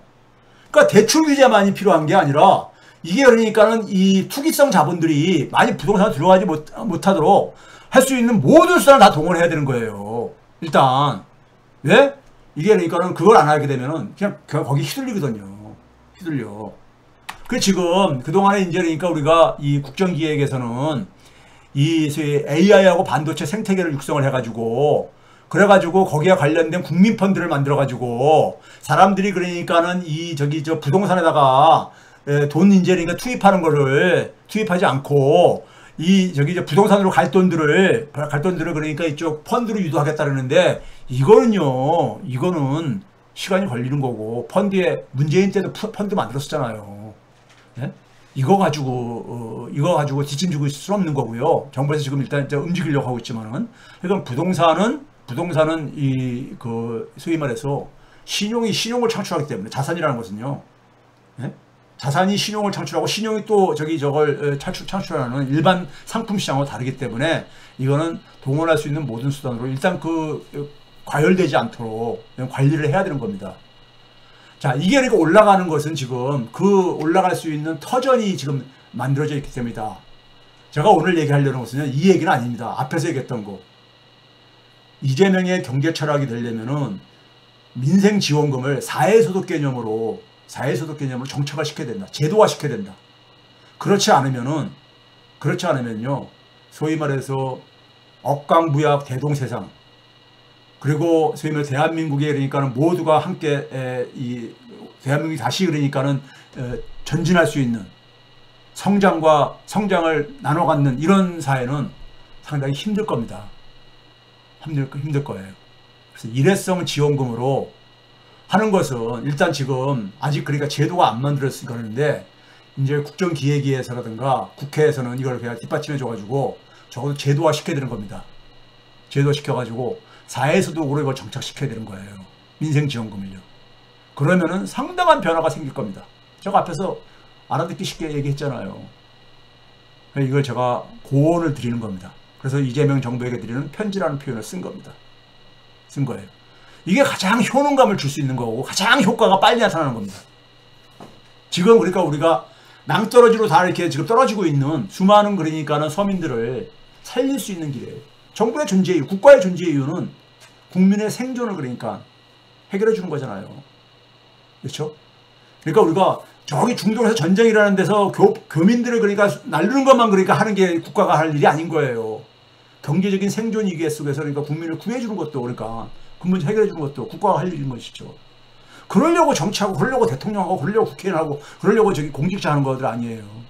그거 안 하면은 지난 우리가 35년 동안에 우리가 이 실패를 반복하면은요. 대한민국은 미래 없습니다. 대한민국은 미래 없습니다. 진짜요. 자, 오늘 녹화로 준비한 방송을 여러분들이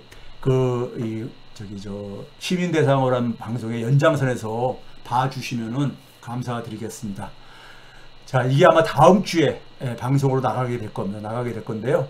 여러분들 녹화로 여러분들 보내게 돼서 죄송하고요. 라이브로 못 전해드리고요. 그 배경에는 우리 담당 PD 그리고 저 개인적으로도 일정이 있어가지고 라이브로 못했다는 것을 이해를 해주시고요. 그럼에도 불구하고 여러분들에게는 방송을 준비해 준 걸로 의미를 부여하겠습니다. 자, 감사합니다.